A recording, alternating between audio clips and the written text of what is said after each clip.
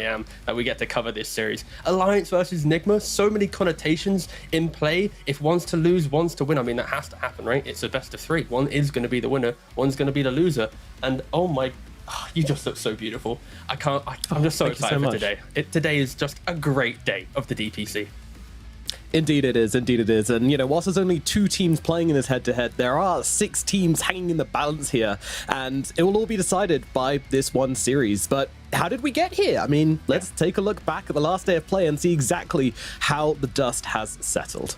Oh, and crikey, the dust did settle quite, ominously after this series, right? You got OG versus Ancient Tribe. Game 2, OG, again, we're not there already. This is game 1 highlights, but I just want to jump ahead, right? Everyone's seen it on YouTube by now. The Seb Black Holes, the comeback plays, the 70-minute game. Whew, it was quite a corker of a series for Ancient Tribe. They did prevail in the end, of course.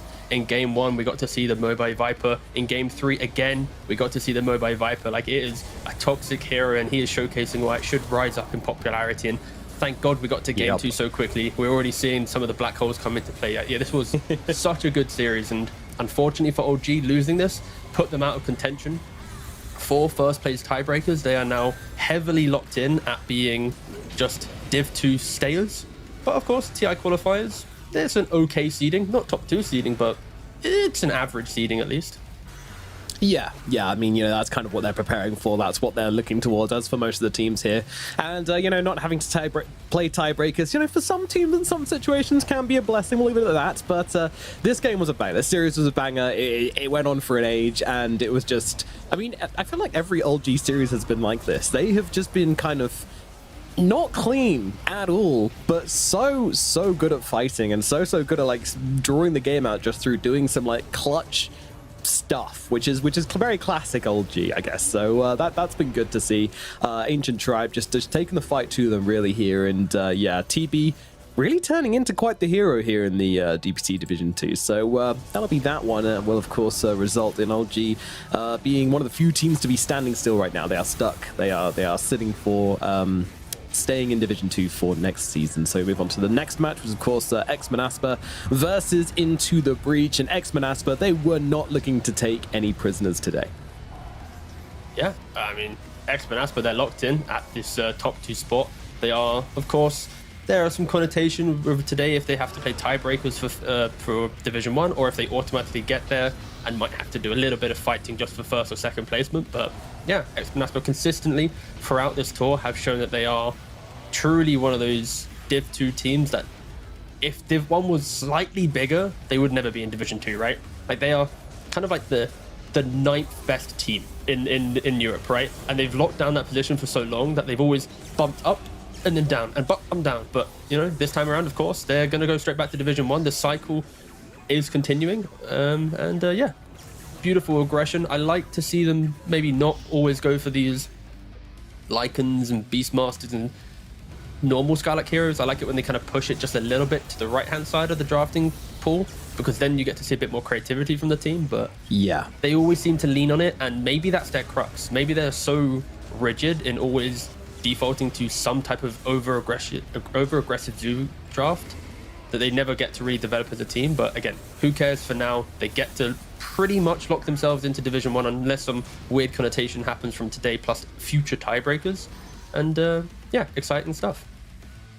Absolutely. And then we had the final series on the last day of play, and that was Level Up versus Ivy. Ivy's final chance for something to go well for them, but they didn't do terribly. All right, so this is game number 1. I don't want to jump the gun here. Game number 1, this was Level Up coming through, just kind of business as usual. Ivy tried to make some cheeky plays, but it just kind of felt like a slow choke out from Level Up, really. They played a pretty clean game. Yeah, I mean, it feels so bad for Ivy because they started to do kind of well in a series that meant nothing for them, right? They're already eliminated, like you mentioned. This was a kind of a game for pride rather than anything else. They also weren't competing for any money because getting bottom 2 in Division 2 means no monetary gain. Unfortunately, I hope that does get changed in the future. We've had 2 years now of the DPC where Div 2 teams in 7th and 8th get rewarded nothing. Of course, getting eliminated is rough, but maybe just a little bit for your time. Either way, that's a whole nother story. And yeah, for Ivy, they take that game off a Level Up, who are, like X-Manaspa, locked into that top, number 1 seed if Nigma were to win today, sure, that can maybe shuffle up a little bit, but Level Up right now are sitting in a qualification position. And the fact that they nearly lost the series to Ivy, who was the team that's already out, kind of shaky in Div 2 a little bit. It's not been as cookie cutter as previous tours. I do feel like there was like an aspect of Ivy just kind of playing with nothing to lose. I mean, in the interview he said afterwards, he was like, "Nah, I mean, you know, it was just kind of this Timbersaw. It was literally just Timbersaw." That's what they said in the interview. It's just like Mixer just kicked off, and sometimes that happens, and sometimes you've got to deal with it, and we couldn't. But yeah, game number 3, Ivy were they didn't do so hard. I mean, Level Up just came to play. They just came to finish this one off in style, and they did exactly that. They weren't willing to take any risks, and they stomped every single lane, stomped the game. Really didn't make it look close, and kind of, you know, a bit of a convincing win in the end, I suppose, for the Level Up fans out there, which does put them in a decent spot. Game 3, we're seeing it now on screen, but it was like the kind of the opposite of what the rest of the series was about. Like the rest of the series was like this constant fight. You can feel the kind of drive in them, but this Game 3 draft, like Abaddon, Legion, Viper, like super static kind of idle heroes. Sure, Legion comes online with Blink Dagger timing, but it's so clunky. It was like playing through mud, and of course the leaderboard does now get quite juicy from today. And I'll let you talk about the current leaderboard, Nomad, and if you know there's some connotations from today's series that I'll happily talk about after, but please enlighten the people about our current situation. Indeed, so we currently have Level Up and Manaspa sitting at 5 and 2, and you might be thinking, great, they're going to be promoted, but Nigma Galaxy are yet to play their series today, and that one is going to be key, because if they get a win, they'll be sitting at 5 and 2 as well, which will result in a 3-team tiebreaker for the top 2 positions there, which will be Level Up, Manaspa, and Nigma Galaxy fighting. Then we have LG. They're just stuck in Division 2. Nothing they can do about it. Who cares? And this is what will happen if Nigma Galaxy wins indeed. Yes, D. Oh, man, this is the juicy stuff, right? Like, so basically, this one series today, tonight, the series, Nigma Galaxy, if they are to win, like Nomad just mentioned, you get a 3-way tiebreaker for first place. Teams like Manaspa Level Up, who basically been sitting in top 2 spots this entire time, at the final minute could get dragged into quite a messy situation as you play for Division 1. And sure, Ancient Tribe and ITB will be playing a placement tiebreaker. Of course, it doesn't really mean much. It's about, I think, maybe $2,000, it'll be $2,000 tiebreaker, but also maybe that seeding where now suddenly you're not playing up against like the 5th best European team, the 6th in TI. So it's like, it's okay.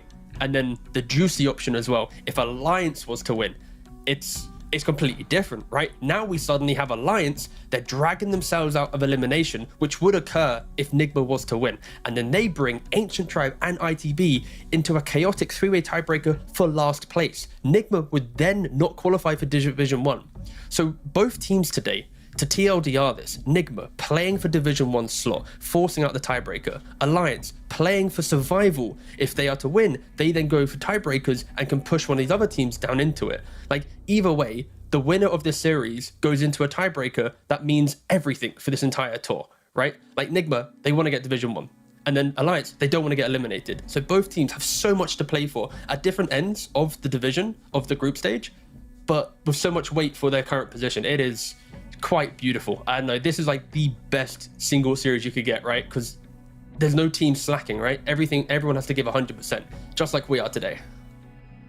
Absolutely, yeah. It's a very serious situation for all the teams involved, and as we say, you know, it's one series, and it's 6 teams which hang in the balance. You know, it really does come down to a lot here. Yeah. And you know, I want to talk about like the emotional element as well. Alliance, imagine if they get eliminated from Division 2, like. What kind of situation will that be in? I mean, sure, you've got this thing where it's like, okay, TI is in the background, you know, maybe we can look forward to that and kind of the TI qualifiers, but like, for this organization, it would be devastating. It would. I mean, Nomad, heads would roll if they got eliminated from Division 2. Like, they would be, it'd be over. Like, the prestige, the boot camp, the facilities, like Alliance, they provide, you know, leaps. And I think if you think about this division, it's Nigma and Alliance are probably the top 2 for infrastructure for a team within the DPC in Division 2. And then behind that, you probably get maybe like Level Up Ancient Tribe, kind of doing a very good job, but of course not to the level of, you know, these seasoned orgs. But it would be crazy for them to get eliminated from this division. Like, absolutely crazy. Do you hear what I'm saying? Like, Alliance eliminated. Right in my ear. Last year, they got eliminated by Gorg from the TI qualifiers. That made them like change up everything, kinda. And now they had an identity crisis. And once again, like, this series, everything. Woo. It's crazy. And I mean, Nigma, you know, they want to get back into Division. They know they're a Division 1 team. You know, we've heard it from them as well. So for both these teams, so much to play for. Let's get into the draft for game number 1. It is Nigma Galaxy versus Alliance battling it out here and find out exactly what is going on. As we have the Batrider taken out of the equation by Alliance, and the Timbersaw looking like down there as well. Yeah. Meanwhile, over on the other side, it's Undying, and that looks like a Beastmaster over there in the distance. Yeah. I didn't put my glasses on today, so thank you for enlightening me what's happening so far south. Let's load up my drafting notes as well. That's quite important. So what we got here? Yeah, first. Okay. Also, we haven't even mentioned it, by the way, but Nigma Galaxy, they lost to Team Secret Mixed Stack. And when I say Mixed Stack, it was the throw together an MEA team to play in Riyadh MEA qualifiers. That's gonna hurt a little bit, right? I don't know how much it will affect morale, but not being able to play that grand finals against Quest, like when you look at that qualifier, you expect it to be Quest versus Nigma, and then Secret had like a little kind of jolly run. Maybe they got so far, but to form a team quite quickly to play a qualifier and then to lose to that team, I really hope Nigma have kind of picked themselves up from that, because you compare that to Alliance, they've just been finding win after win in the last couple of series, and kind of the mentalities coming into this series on paper are quite, you know, polarizing. 5 seconds remaining. It really is, yeah. I think there's a lot of comparisons to be made between these two teams, honestly, as well. Like, yeah, like I mean, the offlaners as well. It's just kind of crazy, like looking back on the history between these guys, and like between these specific players as well. Like S4, Mind Control, they both won TIs in the past. S4 started his career in 2012.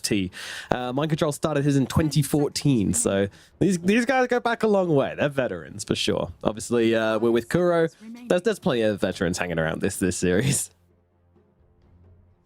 Let's see if the drafts are going to have anything spicy in them. And yeah, unfortunately, not so far. I think the fact that we are seeing S4 play Tidehunter straight off the bat could be an indicator based on bans so far. Already Beastmaster removed, they ban out the Timbersaw themselves.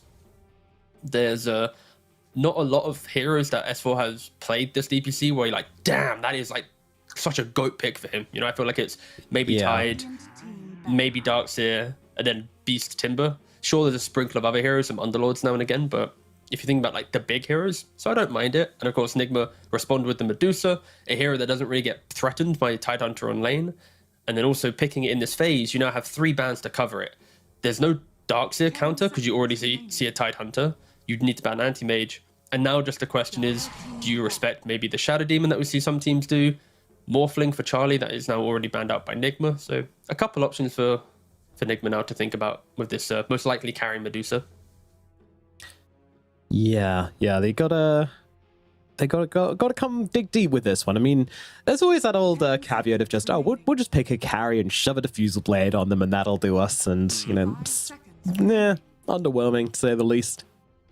It's a weird one because you know that if you're forcing a hero to buy diffusal blade that doesn't traditionally buy it, they're trading the farming item. And against Medusa, who has split shot, has Manta, straight away into a butterfly for evasion, it's like, you know, by 24 minutes in the game, potentially, Medusa will hard counter this hero. So heroes like Slark, Ursa, even some Juggernauts, the trade-off of them buying normal items to then going diffusal can hinder their overall game plan. I think Slark is probably the best. I can buy diffusal or not grief my game, just because you naturally don't go for any of these farming-esque items, but still it's high risk, high reward style of gameplay, and we'll see if Alliance has a different read on the carry. It's already a Medusa as well. She already farms faster than like a lot of other carries. So if you then, you know, skip out, say you're playing Ursa, you don't go for the Battle Fury, you instead go for a Diffusal Blade, and then you're like, oh, well, now I farm even slower than this Medusa. So you have to go and kill stuff, and then you're just putting yourself in the position where you have to be like playing in 5th gear the whole time. Yeah, you don't want to do that to yourself, but overall, I am liking the bans coming out from Alliance so far. Really targeting Mind Control, which is fair. Like, as you were saying, S4 doesn't have any of these oomph heroes. Mind Control has a lot of oomph heroes. Put him in a place where he can win the game for Nigma, and he probably will. He has been very consistent. Yeah, he's been OP in some games. Right? He's played some Axe beautifully. He even forced teams to start thinking about Beastmaster so early on. I think there was only a couple teams, like OG, Alliance, and Nigma were probably the big 3 in my mind that forced Beastmaster to be we need to ban out first phase. Even X-Men Asper to some degree, but not all teams in this division rushed towards this hero like other teams. And yeah, you're seeing it banned out. In regards to Mind Control's hero pool, Timber's gone, Doom's gone, Beast is gone, Darkseid is gone. He's only ever played Spearbreaker and Axe out of the remaining heroes, right? Like that he's played so far in the DPC. So maybe he pushes again to another hero, or if there's something new in mind. But for Alliance, at least, I expect them to open this phase just with another support. There's no reason to show a call this early, and continue forcing Nigma to show the kind of the value of each pick, because nothing's hidden in Nigma's lineup, right? Pugner is the support, Medusa is the carry. I won't be opposed to Shadow Demon here. Very nice. Very nice. Yeah. Back to you, Nomad. Thank you very much. Well, one of the reasons the Shadow Demon is great versus Medusa Pugner is that you can, of course, interrupt the target that's being healed, which is a pretty nice way just to kind of deal with it. Also, the weird caveat with this Pugner Medusa thing as well, which is most of the time not that relevant. In the super late game, it can be, but Pugner's healing will go through like Skadi and like, you know, all the usual stuff, Shiva's Guard, Spirit Vessel, because onto Medusa, you're just bringing her mana back as well. So that having a way to interrupt that's pretty cool. I just like that. It was either Shadow Demon or Silencer for me. So yeah, definitely happy to see them go for the more active one. 100%. All right. And also, it's kind of a slight deterrent towards Spearbreaker as well. Spearbreaker is quite a nice hero to pair with Medusa in lane.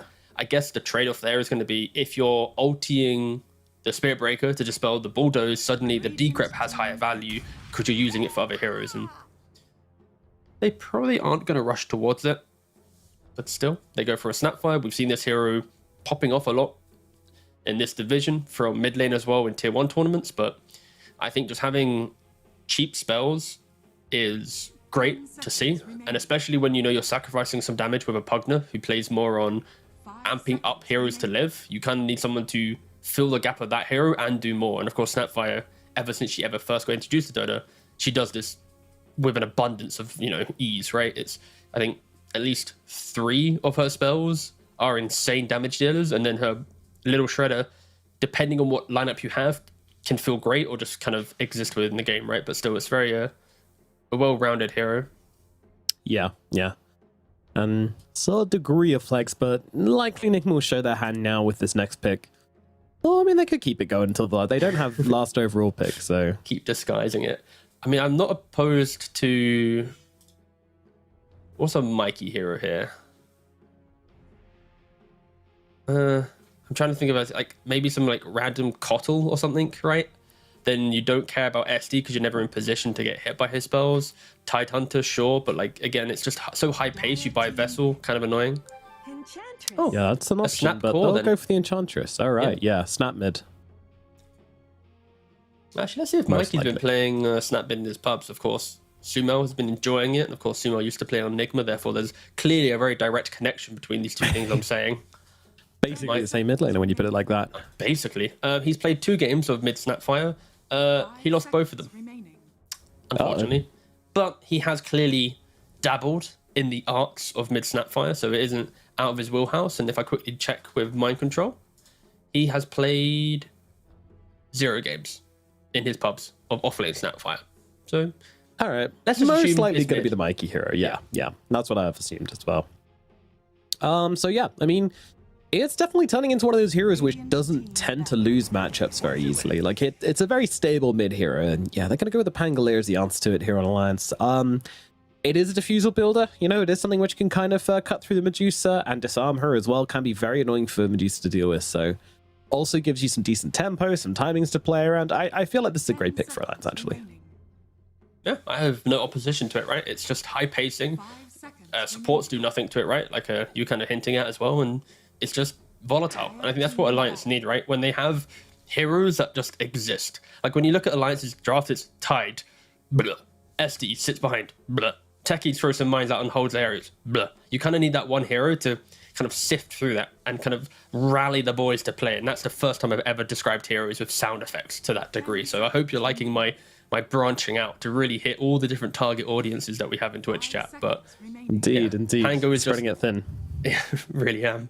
But yeah, Pango, high pace, and yeah, quite a good hero. Sure, there's a little bit of dispel with Ench running in to annoy the Pango just a little bit, but that's such a, I guess, unreliable scenario that is whatever. what's the Charlie hero now? Like when I look at Alliance, I've been saying this for like 3 weeks now. It's 4 dudes who do things and then Charlie behind. And if Charlie has farm, Alliance look good. If Charlie shut down, Alliance look very shaky, right? So look at these bans.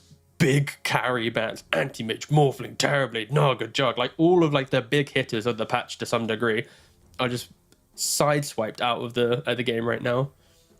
I think they gone. They gone. Yeah. We are going to be digging deep on carry heroes here, I feel. Yeah, I mean, I don't mind Monkey King or Slark, right? They're still pretty good heroes. You've got a lot of area control to enable Monkey King, and there's not a lot of lockdown. So both of these heroes that are very mobile will thrive in the in and out engagement. They're even banning mid laners still, so they expect the Snap just to be the off laner here. Interesting. Oh, that's an interesting read. Yeah. Or just covering their bases and just going, hey man, they could run either way. Let's just pick like the things we absolutely do not want to play into. We know that we don't want a Storm. We know we don't want a Huskar. And yeah, that'll be our offlaner coming out for Enigma Galaxy. That will be the Mars for them. Interesting. Ooh. Don't forget that. Again, I've not seen it, but in week 1 of Division 1 DPC, the Mars Arena prevented Rolling Thunder from getting through the wall. And it was quite a big issue that me and Kezi were like, wait a second. And I'll be honest, I haven't tested it since and or seen it in a pro game because the heroes just don't clash competitively with draft. So I'm going to have a quick read when we see the first Rolling Thunder versus Mars Arena. Does Pango now go through it? It's meant to, based on pre 7.33, but since that patch at least, and the subsequent mini patches, it gets blocked. So that could be a devastating reality for Alliance if they suddenly don't have that freedom of movement where Pango traditionally used to, but now not. So again, keep an eye out on that interaction. Let's see if it still remains. It could be the undoing of Alliance's aggression. And Charlie with the carry pick left. Need to come up with something good here. Need to come up with that kind of 1v5 hero in this final pick for Alliance. Again, like, it's tough. And wow. Traditional PL is going to be the pick. Yeah. So it's one of the more awkward matchups into Medusa because the time in which Dusa gets Manta Butterfly, PL, if you go, let's say, the Aghanims route, you're going like Ags, Diffusal, maybe like half a component to Manta. So your overall damage output is more poke from a distance rather than I overwhelm the team fight when he has, let's say, Manta plus a heart, right? Or Manta plus an active item. So there is a little bit of a item disparity in who really comes into the fight swinging. But for Alliance at least, we're mentioning the 4 Protect 1. PL in this game, we mentioned no real lockdown, no real AoE perfect clean damage, and this should be a relatively good PL game if he can get to the abundance of items where he's just kind of, look at me, I've got all of this. Maybe they get shut down too early. Maybe this Mars Arena that I mentioned to Pango devastates the early defensive aggression that Alliance have, and suddenly you don't really have damage output and just get run over. So yeah, there's a lot of questions that I need to see answers in regards to the early team fights to see which way I'm swaying, but I like both drafts. I think both teams should be happy with what they got, and if they execute, they should be able to win. Like, this is a very close, like, not 50-50. I think I'm leaning a little bit more Nigma slightly, but I can see Alliance winning this. Okay. Like, this is not a rout in regards to draft. Yeah, I mean, I'm just interested to see his PL play. Like, this is a hero I haven't seen so much of recently, but they definitely have the tools. They absolutely have the tools to be able to bring a bit of threat to Enigma Galaxy here. Yeah, just a big question for me is, can they play on pace? Like, Alliance have been a team where when they're ahead, they play very well. Like, they genuinely do, but it's when they fall behind, it's those comeback plays which never quite fall together for them, you know. I feel like they're going to need that this game. The Lions from Nigma, they look good, and I'm worried that Alliance are going to slip behind and not be able to find their way back into the game. But, you know, if they want to be a Division 2 Western EU team, that's something they got to sort out. So let's head into the game for game number 1 of Nigma versus Alliance. And just to remind you guys of the stakes here, both of these teams are playing. One's for relegation, that'll be Alliance, and one is for promotion, that'll be Nigma. But neither of them are locked in. It'll just force tiebreakers for those respective slots as well. So just to give context, Alliance aren't playing for relegation. They're playing not to be relegated. Very different we would spectrums. Hope. Yeah, we would hope, of course. Yeah, we don't know. But my P brain was like, oh, yes, they're playing to get 7th and 8th. This will be a quick series. 30 seconds to battle. Alrighty, but yeah, I did mention those lanes. I wanted to pick your brain on this a little bit, because I guess we have like the techies versus the Pugna. I mean, they're not in the same lane, but I've just been like, in kind of laning meta, these are the two kind of big bullies in the lane. So does that kind of make it even, in your opinion, throughout these side lanes? I think there's just a lot of potential for heroes to get poked down, right? At any minute, like even like a Tide plus any active hero just finds kills, and you already see it here. All the blocks. Yeah. Hanskin, So that is a good. great way to start things off. Kuro is going to go down. Hanskin takes the kill with a beautiful little catch there on that disruption. And that's going to be the entire laning phase now for Kuroki. Like, sure, Hanskin's not going to be in that lane, but if at any minute he oversteps his mark, Gush into techie spells, that's going to be a half HP Enchantress, maybe even dead. So, yeah, I'm excited to see both kind of off lane, see what they can bring and how much damage they can really pump out. There's a lot of kill threat, I feel like, in the off lane. And this mid lane matchup with Mikey and Chuan, it's a lot of spam from Snapfire. And Pangolier normally thrives from slightly more passive lanes, and we're already seeing Mikey just constantly clicking, trying to do as much bullying as possible to prevent this Pango from opening up the map and giving time for PL to farm. Yeah, it's so annoying to play against. It's just a constant bullying. The Scatterblast does so much work. It shoves the lane out as well, so you can't even just have a normal lane. You can't really work the creep aggro. You just kind of have to do what Snapfire wants to do. She decides the lane. You don't really have much of an input as a Pangolier in this particular matchup. So yeah, close eyes on the side lanes. Kuro is doing quite a lot of work in harassing out Ponlo here. Of course, Impetus, always such a potent laning ability. It's always nice to see the evolution of Enchantress, right? There's some patches where you go Enchant level 1, some patches where you go Impedance level 1. Yeah. Yuma's just getting absolutely slapped. Yeah, it was the moment they turned away. They're like, the moment Kuro left, they're like, right, he's pulling at him, like, just immediately just slaying him. I mean, not quite killing him, but Jesus, the damage coming out from them two was no joke. And yeah, Kuro's back now, though. Continues throwing out those spears of safety. S4 is so aggressive with positioning. Like, so many times on his offlaners, I see him just take a random trip under tower. Like, there was no creeps for him to use, and he just lost like 200-300 HP. And I don't think there was any effect for it. Like, he might have maybe deterred like once. Yeah, he needs to be careful. Might be dead here. 3 poison upon him. Gonna need a couple more. Very close to dying. Very fire and stick. Yeah. Level 1 shadow poison is so pathetic. Like 24 damage per stack, and what, you get like 3 stacks. Like, oh, look at me, I'm tickling him. It's one of the most underwhelming supports, and it's why you see at least Shadow Demon players today go for Disrupt level 1. Yeah, 100%. We did see that earlier on. It's what gave them first blood. Yeah, it's very nice. Even on the middle lane, it does look like Chun's been able to drag himself back into it a little bit. He's picked up this bottle. I didn't quite see what happened with the Water Runes, but he definitely got himself one. Yeah, they went 1 for 1, but with that bottle, Chun's going to be pretty happy about that. Mikey's all empty. It's pretty straight head-to-head at the moment. It'll be interesting to see how the 6-minute runes really come into play right now. Because it's so even, it's like whoever gets the active rune then has kill potential. Like Pangolier, sure, you might have Rolling Thunder to survive through Monomer Kisses, but if you get, level 6 advantage going the way of Mikey, then that's not in play. You could just go down. And Yuma gotta be constantly careful. getting hit.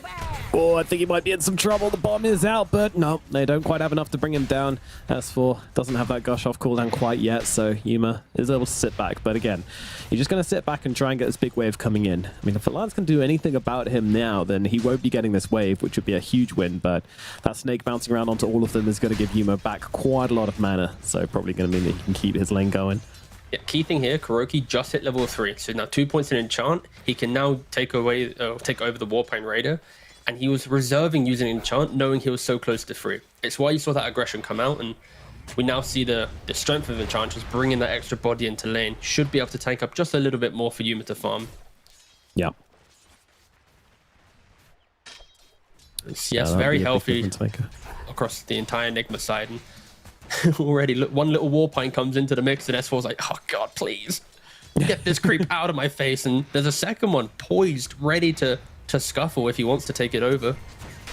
Yep, Siege Shot so damn annoying, and it's not even going to die because again, Kuro's just ready to resummon and keep it going. Full mana, cooldown's ready to go. S4, I mean, he's literally getting super low just to this Warpine Raider who was just harassing him non-stop.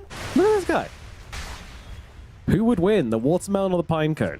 Pinecone, easy, every day of the week. Boink. Well, not this day, but all the other days.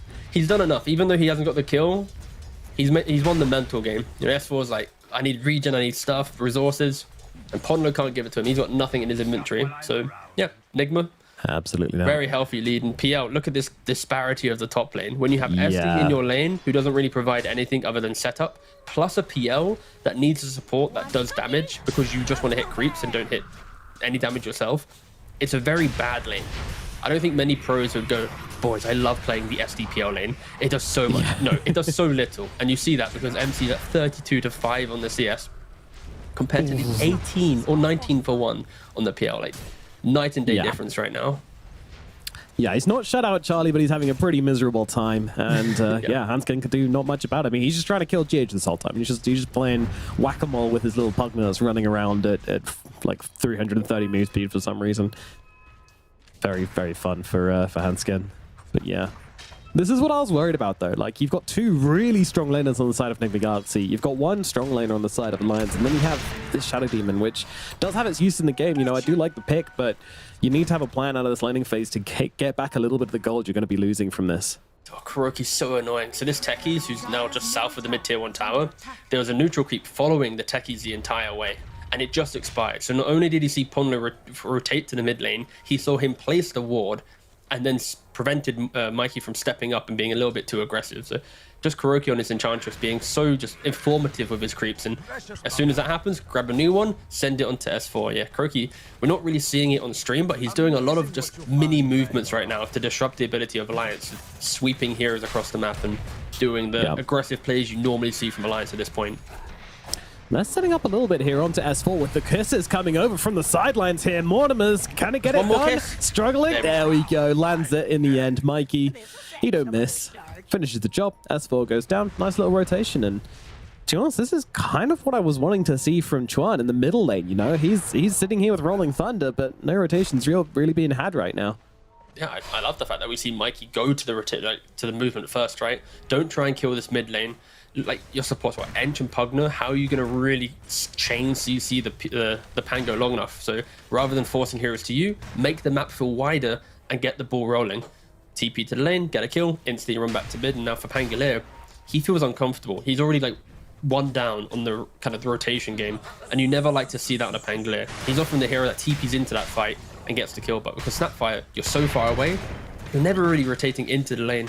Yuma, very low on HP. Ooh, yeah. No mana. One more spell. Anything.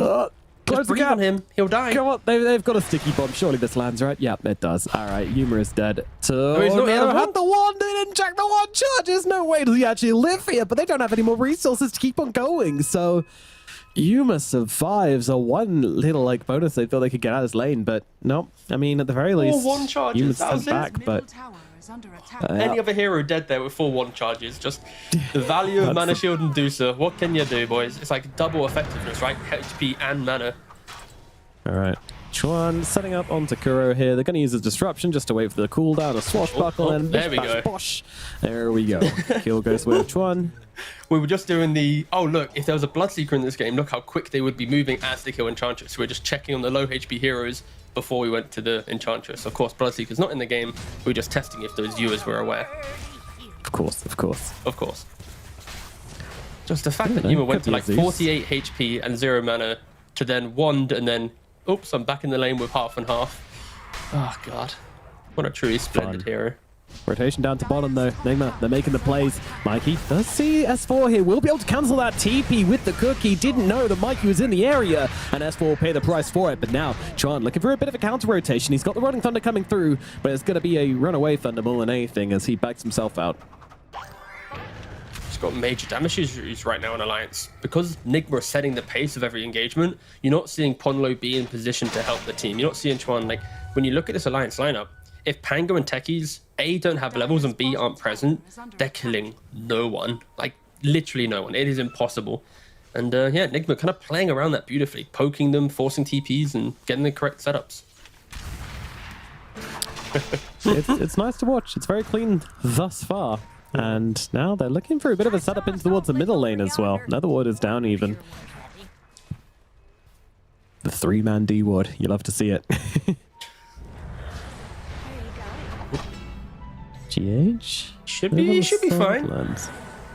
Yeah, he's kind of setting up. Oh, there's a for, Mars. No, I take it back. I take hit. it back. No, but I'm so sorry. He's very dead. He's very dead. I didn't see the Mars coming from the hilltops.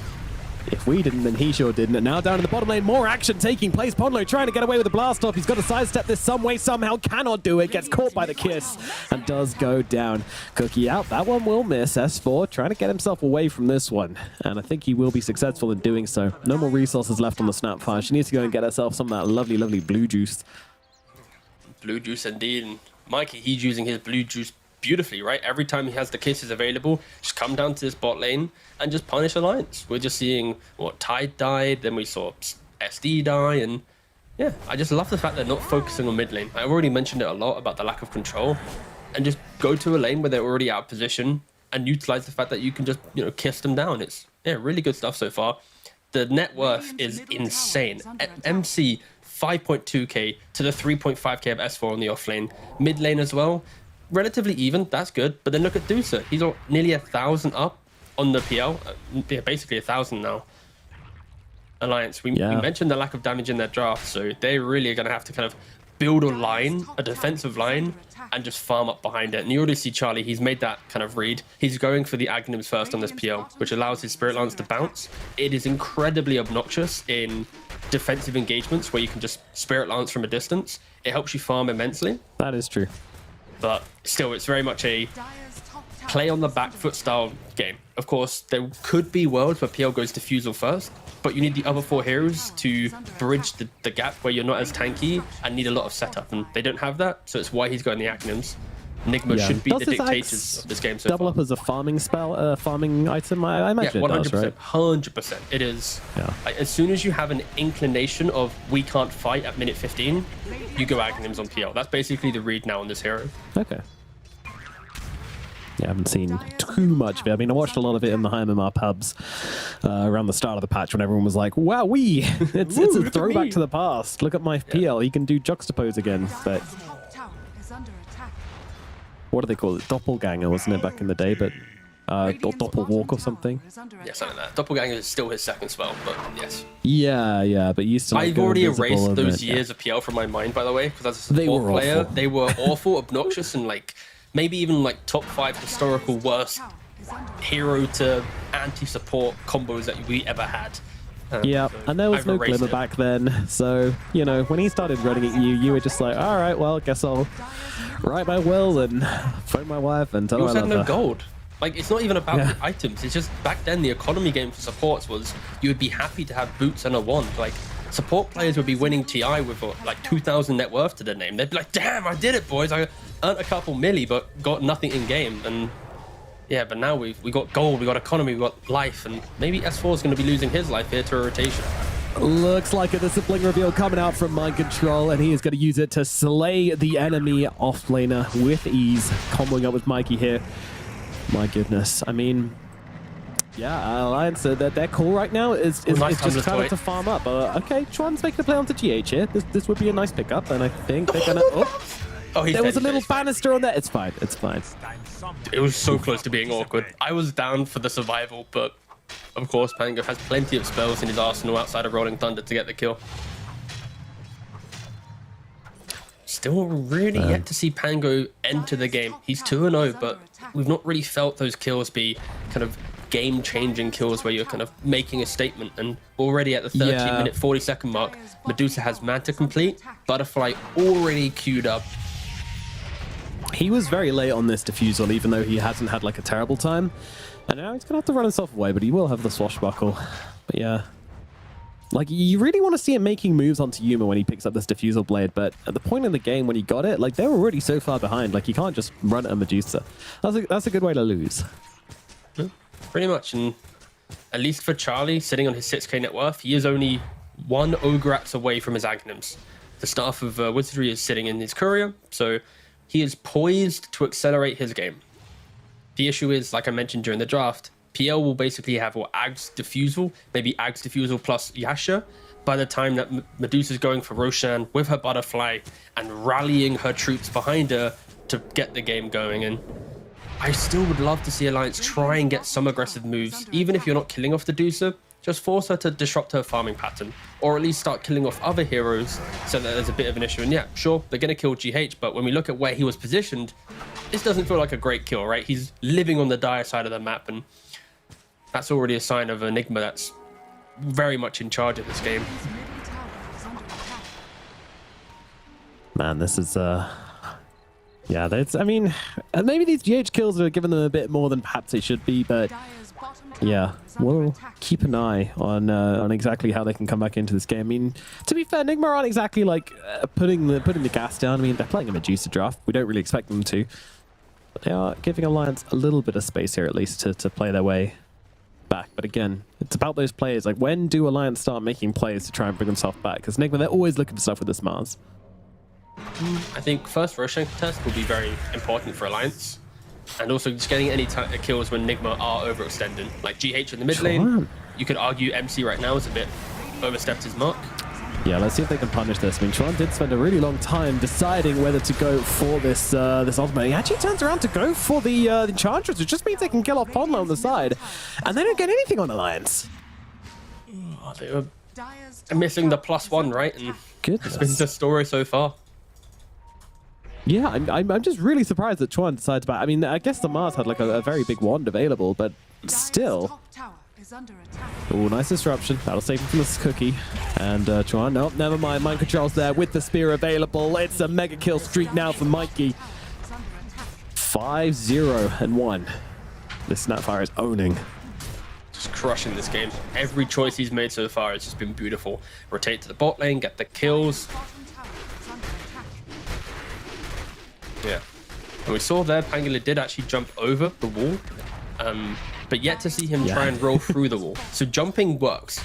That's in my mind tick half of the way there. So now I'm gonna have to keep an eye on it if he can actually, you know, just go through just normally as well. But it's good to see that he can play half his Dota, because I think the game was actually with Nisha going against Amar. It was Liquid versus Quest, and I remember Nisha just 0. Every time he hit the wall, boom, get stuck. And so in regards to my little field, you know, test, option A, tick. Now option B. That's Ponlo won't be making it away. Tries to go for the blast off, can't quite get out. And then it's going to be Kuro grabbing himself a little kill here onto the techies as they continue to kind of control up this top area.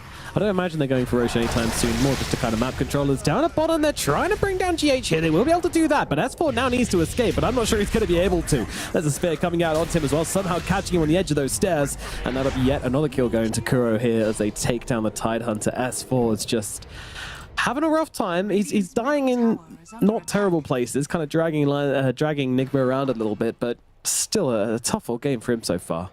Yeah, he's just going to be just an existence kind of factor in this game. Might hit a Ravage and sure, Alliance going to keep getting run over when they try and go aggressive. And you can kind of feel from Alliance at least that they know they can't make any real plays because their carries are AFK farming. So they're just kind of throwing bodies to do things. Is it helping them progress the map? No. Is it helping them really punish Enigma? Not at all. The net worth is still building towards Radiant's side. But you can feel kind of that level of Charlie saying, guys, just do stuff and I'll be able to maybe win a fight based on the fact they pick PL into all of the heroes, right? Like they last picked this PL. So Charlie clearly has a read on a timing in which he knows he can do well. The issue is Alliance are dying so much around the map that they're so fat. They're going to be so fat on Enigma. And Mind Control having an absolutely stellar game. Him and Mikey have just pretty much picked apart Alliance in all the pickoffs, all the moves. Yeah, and Charlie just, I mean, he's farming okay, right? Like, it's nothing amazing, but the thing is, everybody's so rich on the side of Enigma, guys, that we have 2 heroes above the 10k mark at the 18-minute mark. Like, that is a bad sign. Usually, if one hero is above the 10k mark at 18 minutes, we're like, okay, doing pretty well, nice to see it. But yeah, this is a breakneck pace being set. We've already mentioned how Alliance, they have some fail-safes in their lineup, right? Hanskin with the disruption can take over the Medusa. With Butterfly being bought by Medusa to deal with the PL, you now have the Medusa illusions having evasion. So when Medusa gets them generated, she's not going to be able to instantly 100 to 0 them, right? So because of the PL, the SD now has a better game indirectly. And I feel like for Alliance, as long as they don't feed away these cheap kills, there will always be a point where they will have one fight to make it count, you know? The Ravage, into Techies plus Pango, SD and PL kind of playing on the fringe of the fight, getting the disruptions and Spirit Lances off.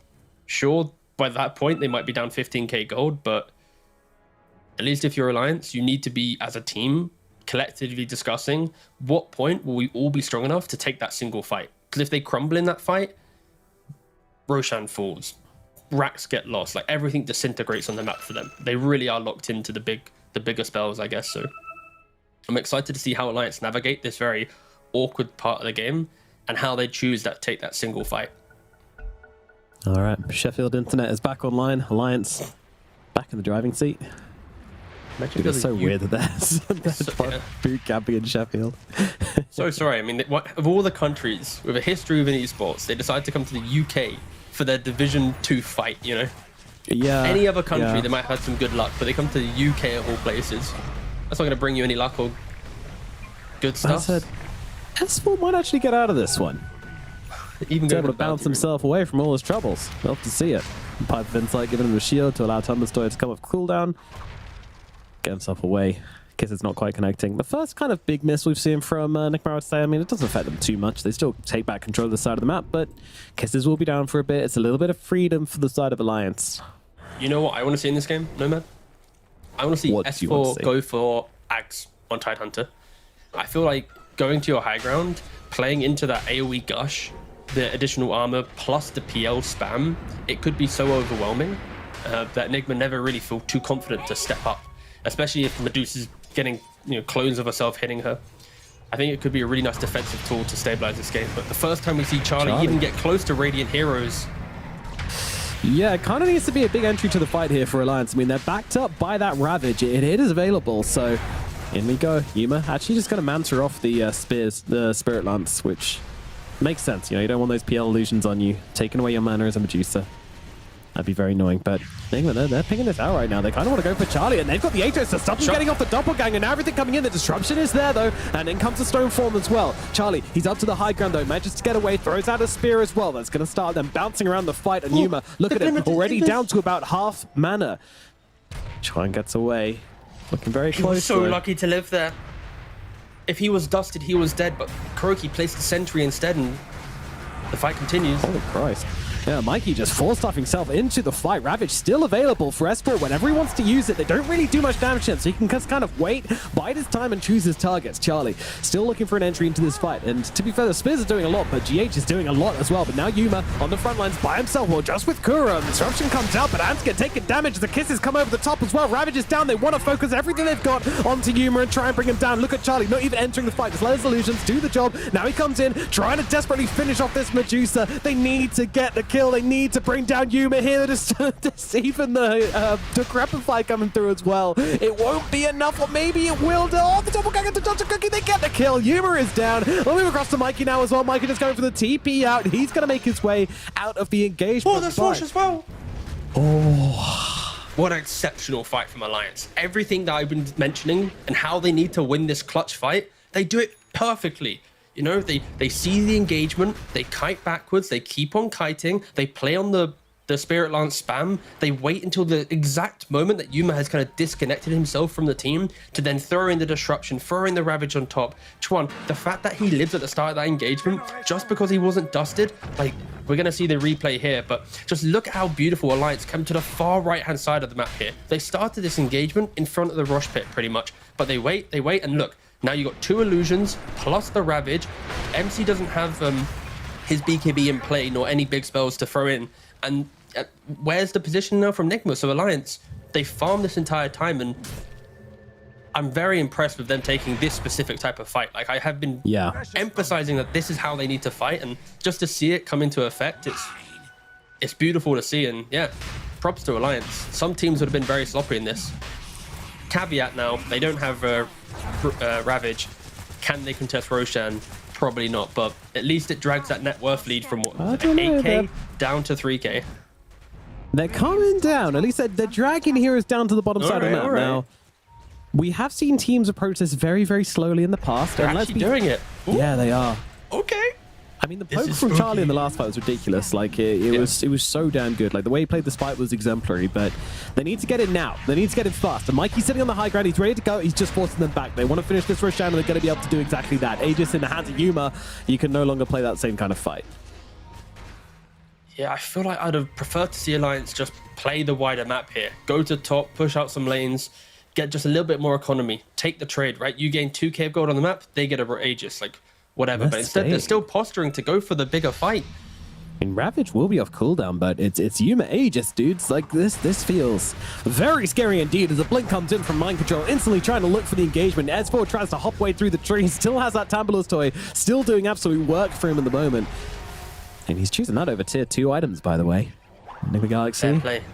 holding the line. Yeah, Mind Control. Look at them retreating now to the right-hand side of the map. To be fair, they're pretty low. Like, ooh. They're TPing out. They're fully leaving. Stone Gate's being used. Yeah, they're pretty scared. They can't interrupt this with anything, though. So, you know, we'll be the safe play. But yeah. Interesting game. So interesting. Again, for Enigma, just the fact that they get kited out. Like, MC, he tries to set up that engagement. He doesn't connect on the rebuke. He gets ulted by the Shadow Demon with the Demonic Purge, and at that point, his BKB is fully nullified. Sure, it's in play, but he's not able to move into a position to then arena and utilize it, right? And yeah, Alliance, they're just poking relentlessly. Enigma has the Aegis, that's great, but we kind of saw how Medusa struggled in the previous fight. So this Aegis isn't going to be the best Aegis in the world for them. And the net worth, MC, he was top net worth at some point in this game. Look at him now, bottom of all the cores. Enigma, they need to be very careful of how they choose to fight. They need to take the fight on their terms. Most likely, the classic one, find the supports, kill them, then take the bigger fight. If SD and Techies can free cast their spells, things might be a bit awkward. And SD, they do it, they find him. Hand's gonna be that target, killed with ease by Mind Control. But that said, the Swashbuckler coming in the side from Join here. He's going to get at least Mind Control low. Meanwhile, in the back lines, they're just scattering here. Yuma has been left kind of alone. I mean, has Aegis, does have the Stone Gaze in 9 seconds, so that'll be available for them as well. It'll just be, yeah. Rolling Thunder, not going to get anything done there. Just forcing back Enigma more than anything. Nice little poke. Charlie now, of course, has the Manta complete with Diffusal, so he's now scaling into the classic, more traditional PL items that we see. In his quick buy, he's got the big 3. I think any PL player loves playing the game when he gets Heart, Butterfly, and Scardy. Of course, Heart, all these items just innately make his illusions much stronger, be it through raw HP, damage, or even just the evasion aspect, so super annoying to deal with. Will he get to those 3 items? I kind of feel like he probably will do in this game. Enigma aren't playing at a high enough pace with this Dusa, with her Manta Butterfly timing, that you expect to see them at the high ground. Like, normally, with this type of draft, in a really good game, they're already kind of, at least once, they've poked the tier 3 and gone, hey guys, we're about to go get our Aegis. Next time we return here, you have to fight us and win, otherwise we take your base, right? And they haven't hit that timing, and which now means the game will get kind of awkward. All of the Alliance cores have done a splendid job at just bringing back their net worth. No one's really getting left behind in that regard. Yeah. Now, GH and Hanskin, I don't think either of them expected to see the other here. They're like, oh, hold on, what are you doing here? Howdy, partner. Yep, just drop all their spells on each other and run away. Fair enough. Bottom side of the map, looks like things might be breaking out soon. Ponlo, sitting in the trees. Tumbler Don't think know he's here. Now he knows they're there. And they know he's here. And now we know the arena's come down onto S4. S4 just kind of dancing, juking and jiving inside that arena of his. And a lot of health there with a pipe as well to help him out against those kisses. So once again, another ultimate just kind of wasted from the side of Enigma. And now they've only got a minute left on the Aegis. So, you know, with the cooldown, if they're not going to have Arena and the Aegis up in the same time anymore, I think this Aegis is going to go out with Enigma gaining nothing on the map for it, which is shocking considering the game state we were in before when they picked up this Aegis. And to be honest, the game state now, like 5k gold advantage. This Medusa is huge, but they don't feel confidence. I mean, is this maybe an example of over-respect of this PL? I think it's actually just a realization of what damage does Enigma have, right? After their laning prowess, as soon as that pipe came into play for Tidehunter, you know, Mikey's game got stalled out a little bit. We're not seeing Mortimer Kisses really be a punchy spell. And when you look at his items, he's yet to really scale into that right-click snapfire that you've seen maybe from Quest and Quest Esports on Noob, sorry.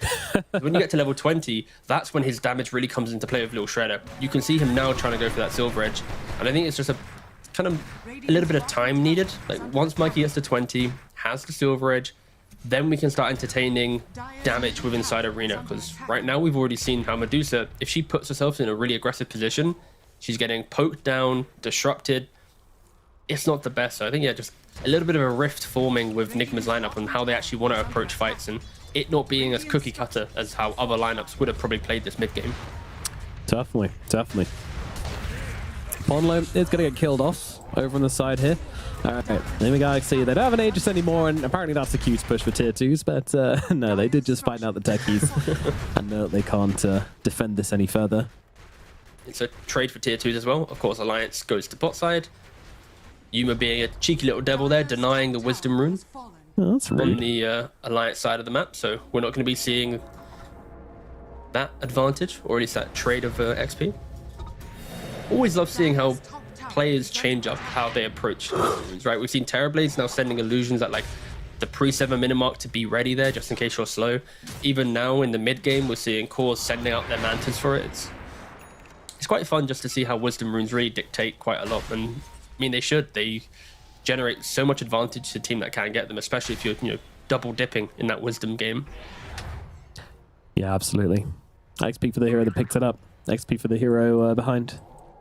Pretty important. Not like Tormentors, where oftentimes if you go for the Tormentor at 20 minutes, then it can just be bad some games. Some games it could be good. A lot more nuance to take in Tormentor. Wisdom Rune, just grab them. Always make sure. Unless your team's like running into Roshan or something. Then it's kind of a grief, but 8k God advantage for Nigma Galaxy. It doesn't feel like that, right? Like, it feels like an 8k lead, but an 8k lead on the fringe of you position incorrectly in the fight and Alliance will reign supreme. Yeah, and they're heading towards this heart on PL at a pretty quick rate as well. Yeah, relatively quick rate. I think when you compare the Medusa, like, she just picked up a Daedalus, so damage issues that we've been saying Medusa's lacking, relatively answered now with that Daedalus. She now needs to be able to stand her ground. Of course, into the annoyance of Alliance's heroes, there will be concerns. I think when Techies picks up the Shard as well, you throw that into the mix, there's going to be a disarm, disruptions, disarm from Pangolier. It isn't going to be the perfect 100-0 Dusa can A-click throughout this entire fight, right? There's even a Halberd on the Tidehunter. So yes, Yuma's getting the items in play, but Alliance already kind of have like the checkboxes ticked to some degree. Pono doesn't have the Shard yet, but I hope to see him pick it up or at least get a Tormentor kill down the line. But no, this is what is going to be the big item for Nigma to get into this game. Honestly, I feel like it's less about items now and more about setting up the perfect team fight. We've yet to really see them utilize Arena plus Medusa plus Snapfire in conjunction together, right? It's been a lot of kind of fragmented spells kind of thrown around the fight rather than that kind of clean 100-0. Yeah, and either team could get that as well. Like, with the Mars jumping in, if he catches 2 heroes or more inside that arena, the Medusa's going to come in there and kill them all, mow them down with a split shot. On the other side, if there's a nice Ravage coming through, then the PL will just be able to destroy them with Spirit Lancers bouncing around all over the place, Pangolier bouncing around all over the place. Did you see Yuma's quick buy, by the way? He's trying to go for the answer to the PL. We see some Medusas do this, but he's going for that Mjolnir potentially on Medusa. Of course, you put the active on yourself, and then you proc lightning. You then right-click as well, additional magic damage. So it could be enough to deter some of the illusions, kill them off, and give her a little bit more just kind of innate tankiness through the damage of killing the illusions. But it's still, you're never happy when your Dusa has to buy this item, right? I think the other answer could just be BKB Swift Blink and play on your team setting up the engagement for you to do the damage. That could be a better option. Maybe this Mjolnir falls flat, but we'll see if it works out down the line. It could be absolutely goated and do everything, or it could just be, ignore her, or just dispel it with the SD as well. We'll see if it really pays off, or if he even continues down that route. But for now, Nigma, they are smoked up. They are trying to find something, but their lanes aren't really in a good spot. Bot lane's already getting pushed in. Mid lane's inside the river. So Alliance very much backed out of this part of the map. Look, they're just sitting inside their tier 2, tier 3s. I mean, look at Chuan. don't He's wanna say literally anything. sitting on a hill right now. He's like, they're very much aware of that Enigma up to no good. Well, sent some shenanigans. Do indeed. And now the team they are going to gonna group smoke up all up now? together. Yeah, they're happy to take this. I'll fight it on their terms. Roshan is up, so this is a pivotal part of the game once again. Whoever gets Roshan might get a little bit more confidence to look at, some objective play. Let's see. I mean, PL does kind of give things away, and now, oh my god, look at that Enchantress! She just absolutely melts the damage of Alliance. The illusions plus the swashbuckler is way too much for Kuro to deal with, so their early warning system is gone, but they're looking for the return kill, and they are likely going to find it here onto Ponlo. Ponlo trying to make his way around this one, but can't really do it, and once again, Charlie just injecting into the fight here, not committing, just throwing in those spears again and again. Yuma is just going to manta that one off, and every time that Atos comes out, it's a couple of seconds of, oh, it's Charlie okay, but now with that manta, he's going to be absolutely fine. He could just continue being that annoying little guy on the sidelines. I mean, kind of feels like they need to jump in with the Mars somehow. I mean, he already did and found the supports. The start of that fight, this high ground spot we see here, Alliance, they placed ward and sentry, saw the Enigma ward, but didn't deward it. When their smoke broke, so then they sat underneath it for like 4 or 5 seconds, giving the entry to the fight. Let them see us. Exactly, and it didn't really pay off because, of course, Techies died, but still, the fact that no big support, the SD didn't die in that, gives Alliance life in that area. Kuro just TPing into this fight. I mean, giving no cares at all towards Charlie. And now the Ravage coming through as well. That'll allow him to kill the Pugna. Well, Hasgen is dead in the meantime. BKB coming out from the Medusa. I mean, she's low on mana, not completely out though. Just going to pop that Stone Gaze and try and find Charlie, but Charlie's just out. I mean, Kuro does finally end up dying as well, but they're all kind of pinned here on Enigma Galaxy. They're just going to get speared to death by Charlie, who again, just not committing to this fight. Just spear after spear after spear, and now they're engaged. They bring down Yuma, looking towards GH on the sidelines as well. GH trying to get himself away on the Pugna, will not be able to do so. Over on the sidelines, Mind Control popping the BKB and just trying to run himself out from this one. Ponlo staying on a 6, but the rest of the team have backed themselves away. They will allow Mind Control to escape because they've got that big kill. They brought down the base Snake Lady, and now Alliance are going to go into Roshan. And 4,500 damage done from the PL in this fight. Same thing, not so much damage from the Pangolier, but 2,400. It's just that constant poke.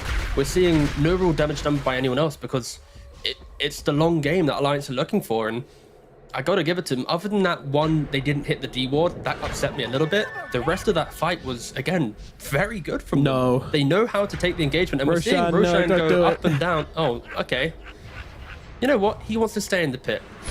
He wants to stay on the Radiant side at night. As long as he stays here now and doesn't go for an adventure around the map. That's what's important. I wish I watched that. I was looking at other things, so when I saw him go into the portal, I didn't see if he had any effects on him to maybe be an implication towards why he comes back, but you do love it, a good old buggy game. Luckily for Alliance, it wasn't as if Nigma had any kind of global spells or anything to maybe punish this little bit of misaligned code within the game, and bye-bye. All right. DD ruined Silver Edge. He died. Totally did, yeah. Level 20 Snapfire, nothing to mess with. But yeah. Now, Mikey's like, if only I can do that in a real fight, wouldn't that be absolutely joyous? Yeah. I mean, I'm not even sure what the fights are going to look like when we get to 25, so it looks like we're heading that way. I mean, is Mikey just going to murder all these PL illusions every time Little Shredder's off cooldown? This is important. All right. So Roche is running up. No effects on him currently. No effects on him whatsoever. He's just Does he get disarmed? Does he get Meteor Hammer stunned? I mean, I've seen this happen plenty of times, and nothing seems to really affect it. Okay, yeah. So great obsing, by the way, Scriff. You beautiful man. You kept Roshan clicked the entire time. There was a single proximity mine upon entry to the Dire side. That was the only thing that affected him outside of right clicks. So I mean, sure.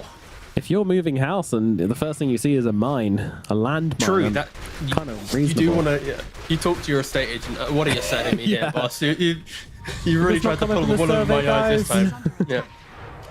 It would be interesting if there was like some scenario where like instant damage upon arrival was for some reason a factor, but we've seen enough Techies games where that clearly isn't a thing, because Techies always has mines around Roshan Pit, right? But yeah, just a scuffed game. Beautifully scuffed game. If it was that change it for the simple, it world. would be fixed by now, I'm pretty sure. It's a weird Yeah. one. It happens very, very rarely. Sometimes he goes back. Sometimes he takes a trip around the map. That also gets really bad because then you have to kill him with spells, which some teams just can't do. And I think the it gets best one though confusing. is it's the teams that know how to chain control Roshan at the day-night cycle that's- to keep it in the pit just an extra, let's say 8-9 seconds to get the kill. Like they're the teams that just pop off. They are insanely good, but also you need the right heroes to be able to do it. Alliance, they don't have the heroes to be able to do that type of play in this game. And for Enigma, they Medusa. really okay. Yeah, I mean, the disruption comes through just to interrupt the life drain, and it might be enough. BKB's out, but she's out of mana. Yuma needs to get away. The Bangalore chasing. No, it doesn't go for the Medusa kill. Charlie frozen on the low ground here, but he's got that Aegis, so he doesn't really care too much. So far, only the one casualty. It's just Kuro who's fallen. Charlie looks towards finishing off the tower here as Michael Tron on the back lines. He's got the BKB, but he's got no teammates. He's got no way out of this either, so he's just going to go down here. Charlie cleaning up another one. I gotta say this, Charlie Phantom Lancer is looking absolutely juicy right now.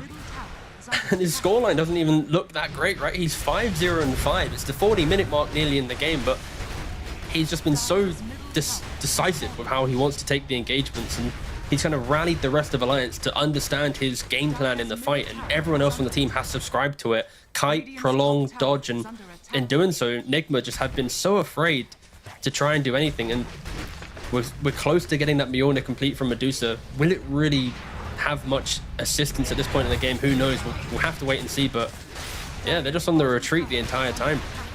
It's insane how quickly she's losing her mana in these engagements. Like, it is just dropping.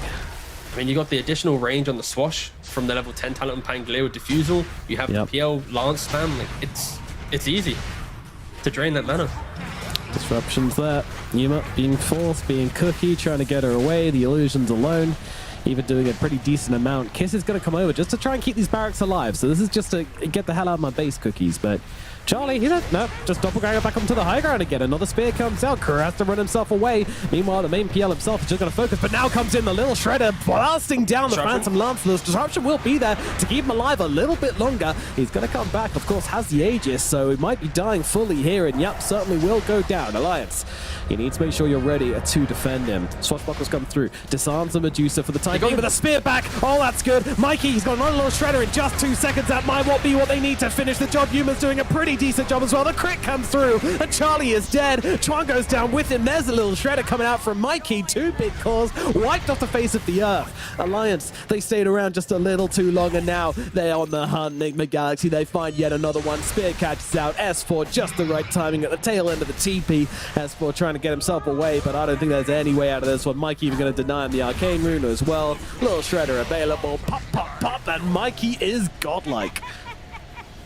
Excellent spellcasting there from Enigma. Their backs against the wall. Alliance winning every single team fight, but they take the Aegis with relative ease, and then MC hits the spear on the PL. Sure, it doesn't hit the stun, but he sets up the position of the fight that Yuma can then use Stone Gaze and just get straight into the middle of the fight. And because of the positioning of Alliance, we finally got to see the damage, the constant right-clicking of both Snapfire and Medusa.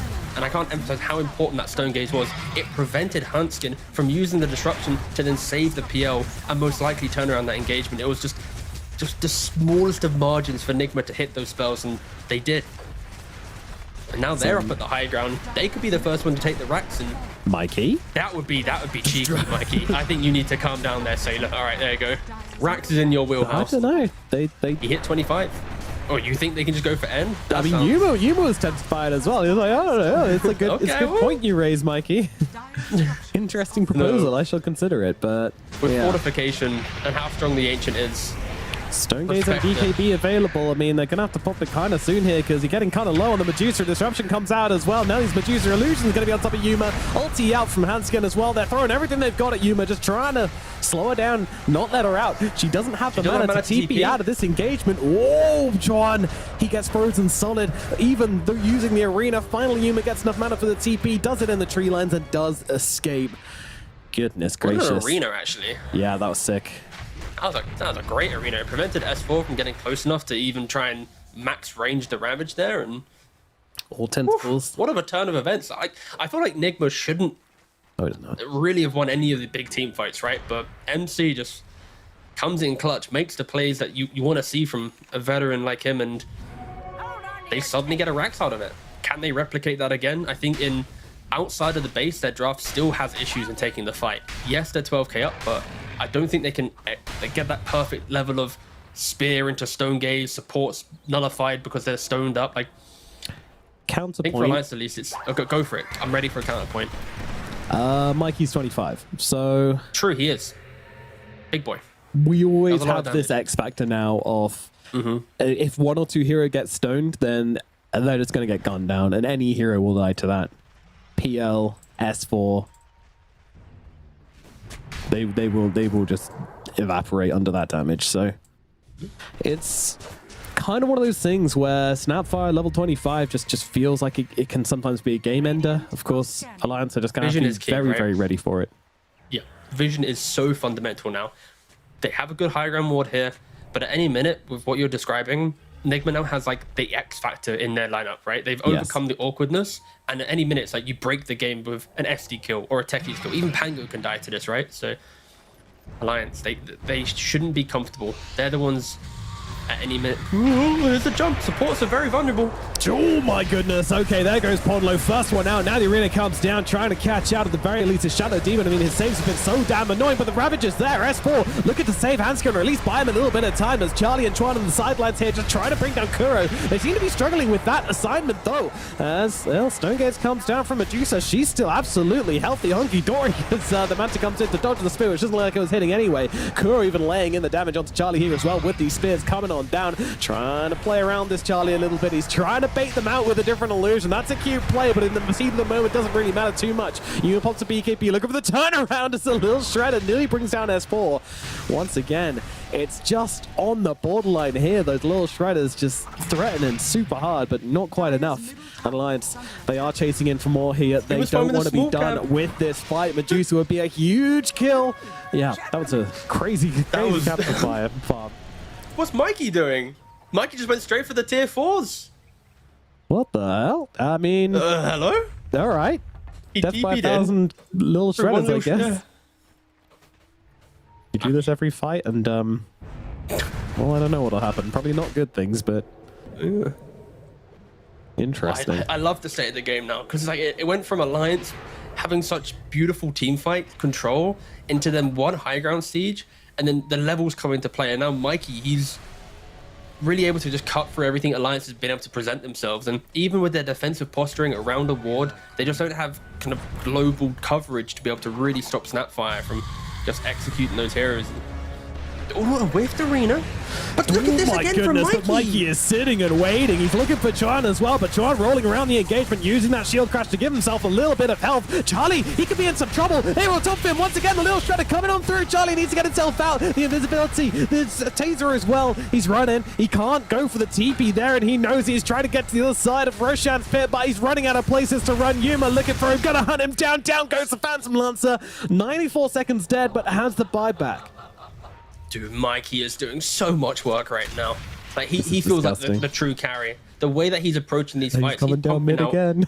thousands of damage at any minute, and why not? He's got the ninja gear, right? So he can ninja gear into vulnerable positions, then make sure he's got the silver edge in play. And Alliance had a center on the high ground. Nothing to do with that. Nothing. It's no interest in messing around with that Snapfire. Topsy-turvy game. For real. I kind of feel bad for Alliance. They did so well to like execute their fights to get to this position, but they didn't factor in just the Mikey factor. Like, he's 12-0. Like, he's had such a subtle game up until the point where he hits 25, and then it's all him. PL holding the buyback for when his Shadow Demon is back, but they're not going to have much of a choice here unless Nigma choose to respect them. Which, to be fair, it looks like they are. They don't want to get caught into an engagement where they can't control up this PL. That is the thing. That is a key thing. In that last fight, they managed to catch the real one. I don't know who we should be giving credit for finding the real Phantom Lancer, but that was a big deal. Credit. Just say it was a good team effort. Yeah, it's a good team effort, guys. Yeah, good job, guys. Keep it up. Good pinging. Yeah. I'm sure the camera lock thing still work, right? Where if you see PL and you just double click on the portrait, it will lock onto the main PL. I don't know if that still works, because there was a phase where you could do that, and then when he doubles, it would still snap to him. Mikey being chased down a little bit here. I mean, they're taking Roche down to the side of Neighbor Galaxy, but they're looking for the counter kill onto Mikey, and I don't think he's getting out of this one. Certainly will not. Downey will go for the first time this game, and all that gold comes in towards Charlie. The duality of the mid lane, right? It's like they're super aggressive. They pop off. You praise them, and then at any minute, you know, they could do that. And yep. I mean, he's just been playing very aggressively with that Silver Edge, just trying to get pickoffs across the map. So Alliance do finally punish for it. I can't fault him. Alliance need to be careful though. Yes, they just killed Mikey, but he has buyback and boots of travel. So at any minute, the numbers game will still lead the way of Nigma. TPs, so they're going to see them. They won't. Nighttime, don't have vision. Okay, let's disengage there. They don't offer up a random fight that would enable or force Mikey to have to buy back. And with Dusa with the Aegis, you already have plenty of kind of leverage to try and go for that final racks. This could be a read here, but unfortunately there is vision down already for mind control, so you can just TP out. But yeah, I did feel like Alliance kind of knew that someone might come and shove this top wave. Someone could have been hiding in that tree line, and yeah, it was the right call, but they didn't have the vision. So another reason why PL is struggling at this point in the game. Mars, of course, had Shiva's for quite some time now, but we've seen it kind of hit impact the previous fights. Any AoE attack slow and just move slow does hurt the illusions. It's very good against any illusion hero, pretty much. You've got the Pugner with his ward. If he's able to, in the decisive moment, quickly throw one life drain to disperse the illusion and kill them off instantly. For Nigma, they have itemized and played around this PL. After that one high ground siege, they kind of adapted accordingly. But it took them 2 or 3 very awkward fights to kind of understand the processes in which they want to approach this PL, and they've adapted mid-game to be able to do it. Will they be able to get the mega creeps and cleanly close out this game? Of course, Alliance won't be backing out any point. Hanskin goes in for the disruption onto the Medusa, but might be paying the price for it as Mind Control immediately drops the arena down. Hanskin is going to end up dying here, but Charlie doing a decent amount of damage back towards Mind Control, but he himself is getting kind of low, and in for the backlines, Yuma goes in deep. Sport's looking low, he's going to fall as well. Alliance, they need to hold the line here, but Stone Gaze out onto Charlie, he needs help, and Chuan comes rolling in to try and give it to him, but the little Shredder's down as well. Doppelganger up to the high ground, Charlie trying to escape, but he's being forced around every which way. He is down, buyback needs to be used now, and it will be, but they're fighting without their Shadow Demon. He is not back into this engagement right now. Alliance going to have to find a way to make this work regardless, as Chuan taking some heavy hits in the front lines here, does have to buy back, and he wants to make the most use of it possible. Look at that little Shredder coming on through. It's not enough to bring down the Pangolier though. Charlie just trying to do his best here to just throw in spells, throw in abilities, but Yuma again with the Blink Dagger just getting in front. The spear catches him out as well. Charlie is gone. 125 seconds, no buyback on the Phantom Lancer. That should be it for the side of Alliance. I don't think they can fight without him. Yuma just walking around the fight, taking whoever he wants, a Snapfire as well, dealing the damage. GH somehow picks up those kills. I don't know how. Buybacks are coming, but GG's are called. The game is over in Alliance. They will fold out of this first game. Oh, but what a close game. Neither team was in the driving seat for the entirety, and I gotta give it for Mind Control. I feel like he played an exceptional game. Just like the way in which he just, even though there was like so many bad, like not bad arenas, but awkward arenas, he was the one who had to go in first, right? And I just remember this top tier 3 fight, right? Where he just hits that one spear, he finds up the PL, layers in Yuma with the Stone Gaze, and that completely brings them back in the game. If they don't hit that synergy of spells right there, it's a completely different story. And it's such an important highlight. We're instantly starting with it in our highlight reel. And look, Charlie, his Aegis goes down in a brief matter of seconds. And we're just going to see how beautiful this was. Like, I want to emphasize just the Stone Gaze on the supports. It is so key. Because, hold on. Here. Wait. Finds the right PL. Yeah. Stone Gaze comes in play. Look at Hanskin at the top of the screen. He goes for one disruption, cancel, boom. Now he's completely gone. If that comes in, you survive the BKB timing into a doppelganger with the heart regen, Alliance could have had it. But because of how beautiful that whole chain was, it completely destroyed Alliance. And the XP, we emphasized Mikey's 25 so importantly, it just went through the roof. So just one clutch fight from Nigma in a relatively not lost game, but a losing game, brought them back. So yeah, fair play. Both teams putting on quite a show in this first game of Abyss 3. Absolutely, they are delivering on the entertainment front and the gameplay front, so bouting that. I mean, another good thing about this combo as well with the Mars and Medusa is that the spear always turns them around, right? So it's very annoying for whoever's being speared because they're going to be spear stunned and then follow up by a stone gaze, and then there's extra damage on that. And that's a pretty miserable time for anyone, so yeah, and in the end, the Snapfire did just kind of end up breaking the game. Like, Medusa was one problem, but when the Snapfire hits 25, like, you've just got too much damage coming down the fights. Like, even with the PL illusions, even with a tanky Tidehunter in the mix, you know, it's just too much to deal with. And yeah, Mikey 15, 1, and 11. I mean, is this our MVP right here?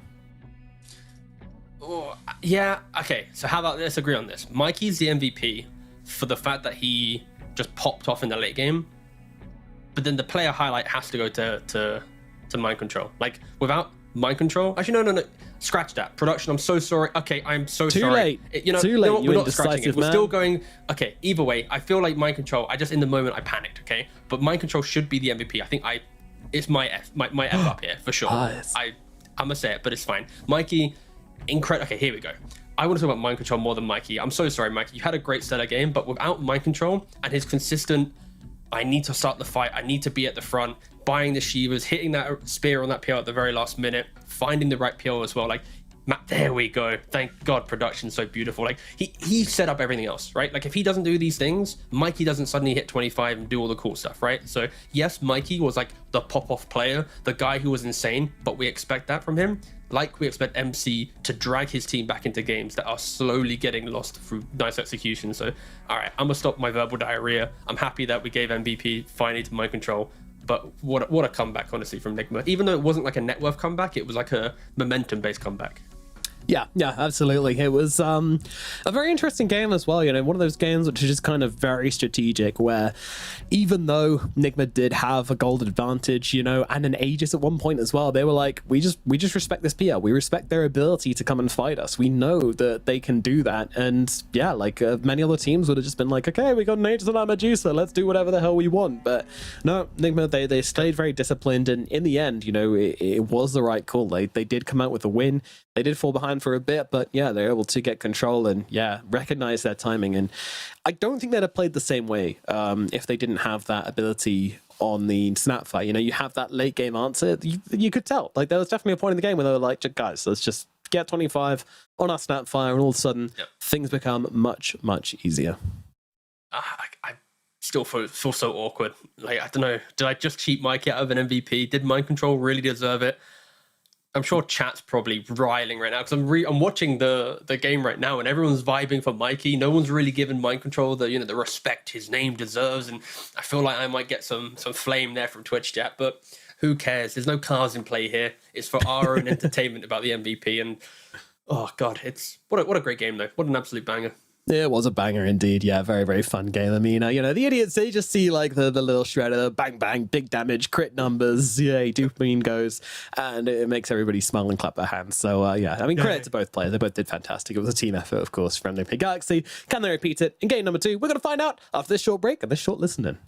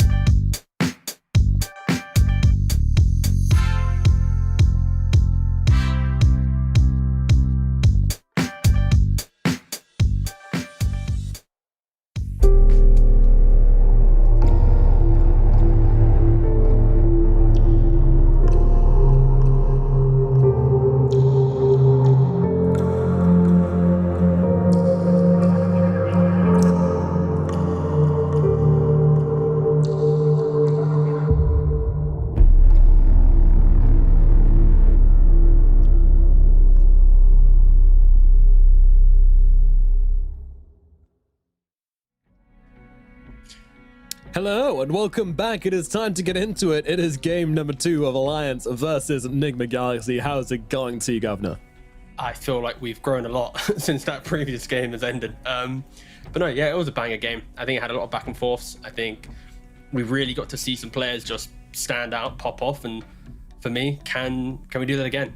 To really give context for this, Enigma, they have to win this series to force Division 1 tiebreakers to control their own fate.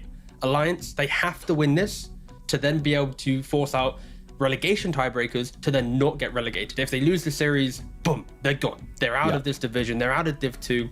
They still get to play TI qualifiers, but then what happens in the next year? Does Alliance find a new roster and play open qualifiers? Do they rally around a different captain in this division or even another division and pick up a new roster, leaving this one behind? Like, there's so many questions that you have to ask about the next year of Dota if they were to lose their division or DPC slot. It's crazy to think an organization with this level of prestige could be on the cusp of getting deleted from the DPC.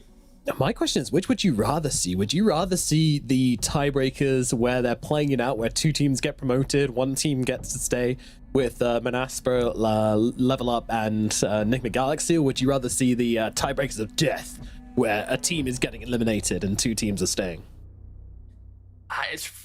I honestly feel like I would rather the tiebreaker for first. I'm sorry for Alliance. You get eliminated in this scenario, but when I look at X-Manasper, the 2 teams that they lost to was Nigma and Level Up. Like, they lost to the 2 teams that could also be in these tiebreakers. They lost 2-1 in those series, but because they were better against the rest of the pack, unlike Nigma, unlike Level Up, it meant that we do have this scenario. So I feel like I would love to see those 3 teams battle it out once again, really see who is the best of the rest, and all right, just kind of finally put a conclusion to this tour. That would be a satisfying end, so let's do it. Let's jump into the draft for game number 2. It is, of course, Alliance versus Enigma Galaxy, the game we're looking at right here, right now. And this time, Alliance are going to be able to get their hands on that Timbersaw. Yeah, it's didn't get banned through, and we'll see what happens here. Potential responses could be some, casual Doom. We've seen Enchantress. Okay, that's actually banned out. My apologies, but yeah, we'll see what Enigma's response is to this. I don't know if they've actually had to draft against a first pick overall Timbersaw so far in the DPC. I know they did it once against Quest in the Riyadh qualifiers where they did Kotal plus Undying, but they didn't opt to do that response this time around. So maybe they have new plans to deal with the old Timbersaw. Maybe, but what is that plan going to be? That remains to be seen. I mean, most of the plans versus Timbersaw haven't really worked out so far, but Enigma Galaxy at the moment, they're just going to play their own game. They're going to grab the Pugner, they're going to grab their Beastmaster, just get themselves a monstrously strong off lane, or maybe this Pugner can go safe lane, but either way, this is strong lanes coming out from them once again, just like last time. Yeah, I guess not the question mark, but the intrigue stems from the fact that they are picking Beastmaster into Timbersaw. Timbersaw, of course, is the hero that you pick against any of the Zoo heroes or any of those kind of group up and be aggressive. And yeah, of course, Alliance with the closing pick in the first phase. Normally, they give Charlie, hey, buddy, any big carries that will 1v9 this game from this position? If no, they draft some generic Twin hero or whatever. But if Charlie has the read, he's going to lock him in. And so far, this Beastmaster, it's like you've picked it into a Timbersaw that naturally likes to body that aggression, and now countered by a Terrorblade where in lane you can't shut down, and in the game it's like, whatever, you have a Beastmaster, but you ever really in range to hit that roar to get on top of me? Probably not. I would be surprised if we saw Aghanims as well on this Beastmaster. Into a Terrorblade, into a Timbersaw, like you're never really punishing them with this AoE damage, so I expect this to be a traditional Beastmaster where he goes for the Helm of the Overlord. I mean, I've been seeing it, not just S4, but I've seen some other Beastmasters doing it as well, where they just tend to pick up this Aghanims. I think the Terrorblade's such a grey area, though. Did you forget about the interview with MC? Yeah, there was the interview where... Yeah, he hates Mike it. Draw very literally said, no, I will not build it versus Terrorblade. So, who knows? Maybe you will, maybe you won't. It's a grey area, lying really. to us. Yeah, he was lying to us. He was like, you know what? I'm going to say this on camera. So then when everyone watches the VODs after, because clearly everyone loves watching the commentary and whatnot. Thank you, everyone. Smile, crapper. And the interviews, yes, that's true, that part. People do watch interviews. And yeah, they'll use MC's answer.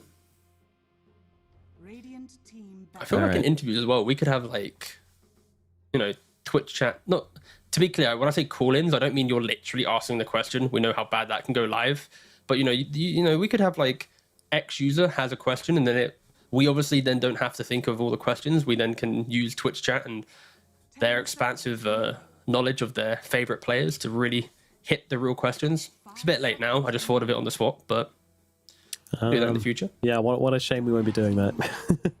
Sounds like a real missed opportunity there. Anyway. I mean, I didn't say Reddit. I said Twitch chat, right? Surely that's a step up, or I guess it's equal direction. Yeah.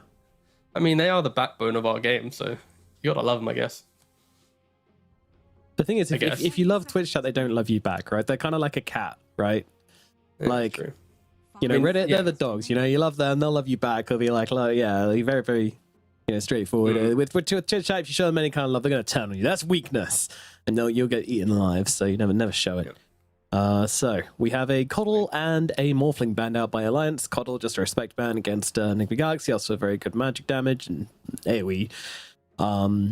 Missed chance against Terrorblade, very annoying. Makes a lot of sense. Also Mikey's specialty. He's already popped off once this series, and now he's really going to want that MVP in game 2. What I would love to see from Enigma is potentially looking at a Faceless Void route, just because in the game you provide this, if I find you TB, I will kill you. There's also accelerants in the form of Beastmaster will amp up Void for attack speed plus Vlad's Aura if he goes for that build, and then Pugner, he just kind of vibes, can throw in some cheap spells or at least prevent others from doing things to some degree. And then in game, or in the lane at least, you have time dilation to deal with the Timber Saw, the chase down. You shouldn't really die on Faceless Void. You shouldn't really have kill threat, but you're just one of the few carries that can just exist nicely. So I think that could be a really cool hero for Enigma to play around potentially. Maybe Alliance bans out in this slot. Who knows? Instead they ban out Slark.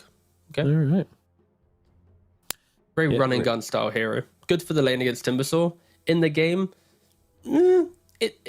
I think it's more of a poking style hero where if TB ever wastes meta because Slark initiates, and then with his Aghanims pounces back out, suddenly he's like, no, I thought they were fighting, but instead they were just kiting me. It's an okay ban. Yeah, it's a hero that plays around TB rather than plays into TB, where yes, exactly. You can jump in, you can kind of like fight, and you don't need to just sit there like getting wailed on by like this Ags, this Skadi TB or whatever it is. So yeah, it makes sense as a ban. It's not like the most highest priority thing, but it makes sense. Sansa coming out for Enigma Galaxy though. That gives them some sort of way of killing off this Timbersaw, I suppose. I suppose so. No, maybe. Annoying. It's like it can prevent the chain spell usage of a Timbersaw for sure.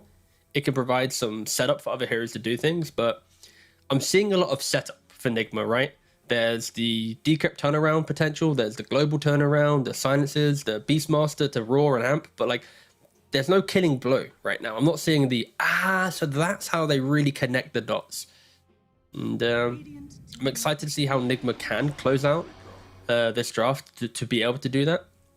And for Alliance, it's just raw aggression. Oh my. Like, they know Timbersaw should have a relatively good lane, especially when you ban out like Morphling and Slark.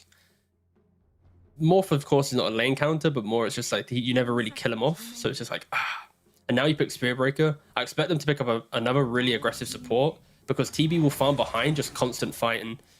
I mean, Jageru is relatively aggressive and, again, good against Beastmaster. The Dual Breath, the Fire Spam, it should, in theory, secure the lane for TB to farm.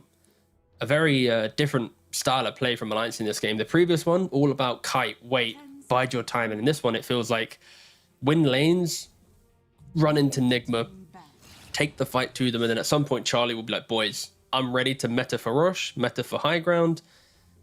And the Bloodseeker pick, I kind of expected it to be in the first phase as a response to Timbersaw. It just really shuts down his game. But to pick up the Bloodseeker when there's already like Jakiro Ice Path, attack slows, kite from Spearbreaker, plus the Terrorblade matchup where you never really go toe for toe with him, it does force Enigma to kind of dictate the pace of this game. And they can do it for sure. But really having to play into their own timings rather than thinking about this Terrorblade scaling.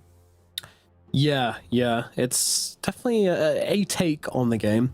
I'm still kind of interested in the silencer, but I suppose one thing it does give them is that like it meant that Alliance couldn't really go for any of these like saving heroes, I guess, onto their TB, you know, just kind of having to commit to other ideas. But as a block pick, that's definitely weird, but I don't know. I'd like to ask them about a silencer pick here. That's the thing though, like I mentioned. Oh, you mean the silencer pick? yeah. It's still weird to me. A little bit, but I guess when you think about like position 5s that Kuroki's played so far in the DPC, it's not as if some like witch doctor there would look any better, right? Or some casual lich. Yeah. It's like, yeah. So if maybe Nigma has a game plan of we want to take over every team fight, then Silencer of course excels in that. They will now draft for the rest of their heroes to utilize those timings. And Yeah.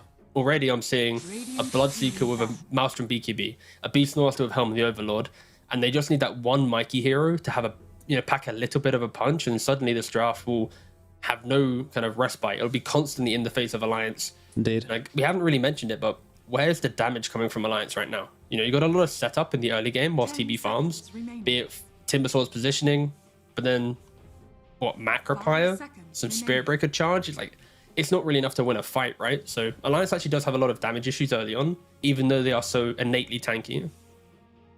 Yeah, I agree with that. I just don't know what they're going to do to patch that up. Like, do they maybe move this Timbersaw to the off lane and grab themselves a mid laner who can kind of deal with it? I mean, I feel like that's got to be the consideration.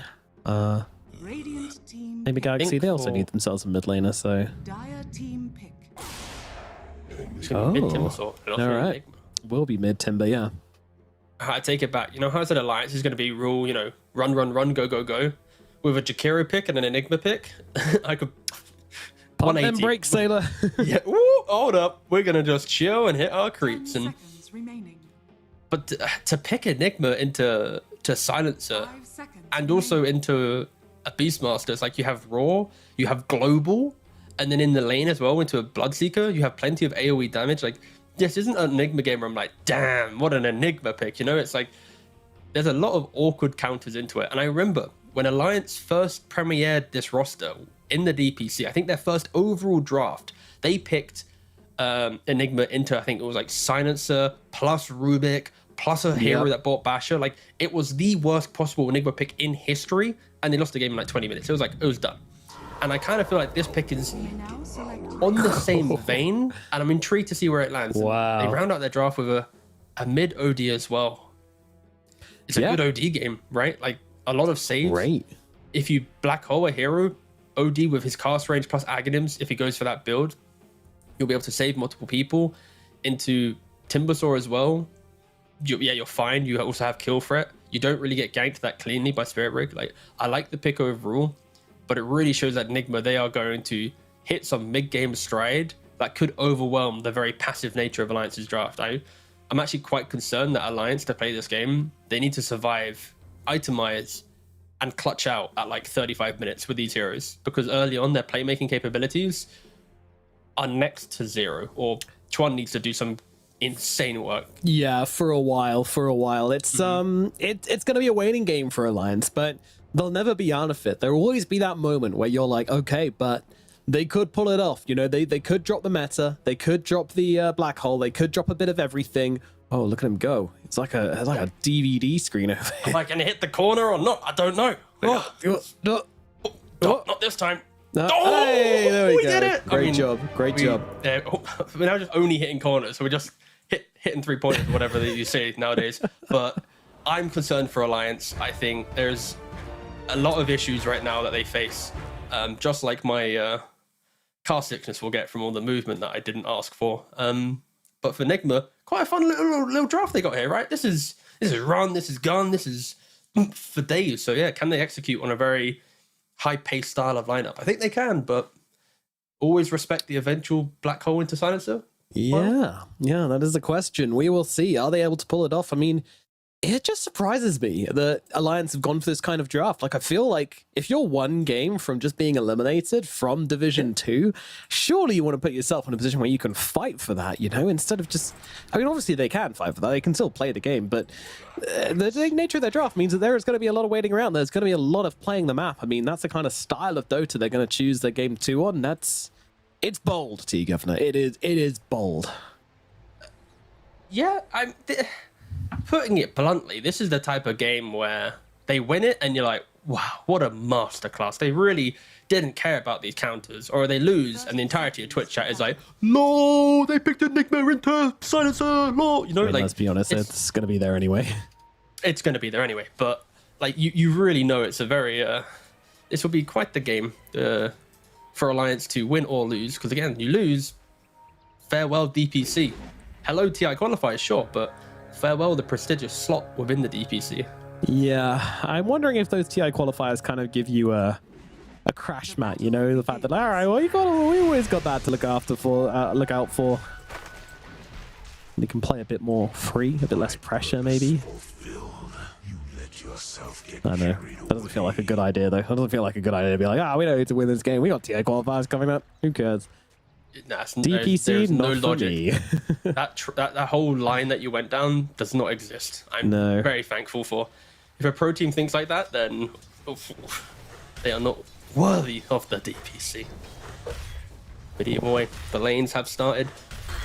The potential final game of the regular season could be over within the hour. Well, not potential final games. There will be tiebreakers regardless. So of the regular season, I made it sound like a real sport. Well, then it is. See? Yeah. Okay. Because then we have the post-season tiebreakers, which is the playoffs that people probably would have liked to see in an actual DPC format where you play a group into the playoffs. But of course, that never really came into. Yeah, the majors in playoffs. Imagine if we had playoffs into then majors. I don't know. But then again, the old qualifiers were always really hype as well. So I'm down for like Div 2 to have a slightly different format to Div 1, right? Because also there was the argument as well with like the bottom 2 of Div 1 playing against the top 2 of Div 2 to then re-qualify for your slot. Like, are the Div 2 teams really worthy? That obviously got shut down quite easily by kind of the public, because it's like Div 2 teams deserve the shot of Div 1 rather than having to play up against them. But there's room for some change-ups, and maybe in the new year we do get some wild DPC changes. We have had this format now for 2 years and had its success, and of course it's had its downfall, but I'm down to see some changes. Yeah, I mean, I think everyone's fun and grateful for the stability of the DPC and the opportunities it's given like a lot of players. Always there's fine-tuning to be done, but yeah. It's an ongoing process, an ever-evolving beast, as is esports. So, all right, mate, let's talk about Beastmaster then. Let's look at Beastmaster. He's doing the best. He's got the highest number at the moment. Yeah, 10-1. Against Terrorblade, you don't really pressure Terrorblade. Terrorblade also farms up. It's like a even trade of farm. But when you throw Jakira into the mix as well, your tower should be defended for like a little bit longer. You're kind of stalling out the inevitable. And MC has got mana boots in his quick bite, which is often the approach when you then want to go for the Aghanims, because you're going for like axe spam and that type of thing. He's not rushing the helm, so maybe he did lie to us in that interview where he clearly stated that he doesn't like Aghanims. The man's a snake. He puts on this wholesome exterior, but in the inside, he's a backstabber. I knew it all along. Out of all the players in Dota, there is one player that I would never allow you even to jokingly say that to. And Yeah, that is that'd be GH. Sweetest whole. Okay. Ooh, good response. But MC is a close second. They are some of the more mind also control. great pairings. Oh, one more click. I gotta get him. There you go. That metamorphosis comes down, and the powerful demon will take out mind control. Goodbye, Beastmaster. And hello, loads of CS and a first blood. This is a great start to the lane for Alliance down here. I mean, the lane is set up to do this. They saw the Beastmaster and they double picked counter, both support and carry. So you expect them to have a little bit of punch in this lane. And yeah, they find it around meta. When meta's up, they should get kills. When meta's down, you hit back the creeps. And this is the mid matchup that I think people probably know the least about, just because it is an OD. We've seen a lot of Timbersaw bullying these melee heroes, but to see an OD, it's going to be interesting to see when the raw power spikes come into play. I think OD has some nuisance value with this Imprison, but I don't really know who's going to be pulling ahead or who has that kill threat, because both heroes should just be trading the farm. GH, he has a fairy fight, but opts to die instead. Get it, yeah. Wow, okay, another kill down here. That one was without meta as well, so that's a freebie. My goodness. I mean, honestly, need to kind of tighten things up down in this bottom lane a little bit if they want Charlie to feel any sort of pressure in this early game, but it's looking like he's just kind of going to glide his way through to a very nice start. So let's take a look elsewhere. I mean, obviously over towards this mid lane, it's just going to be this trade as you're talking about. See if anyone's able to pull particularly far ahead. It's always annoying. You sometimes just have to back out of the lane and just hit that reset button. You do that just by shoving the wave in, which we see kind of Chuan doing a bit.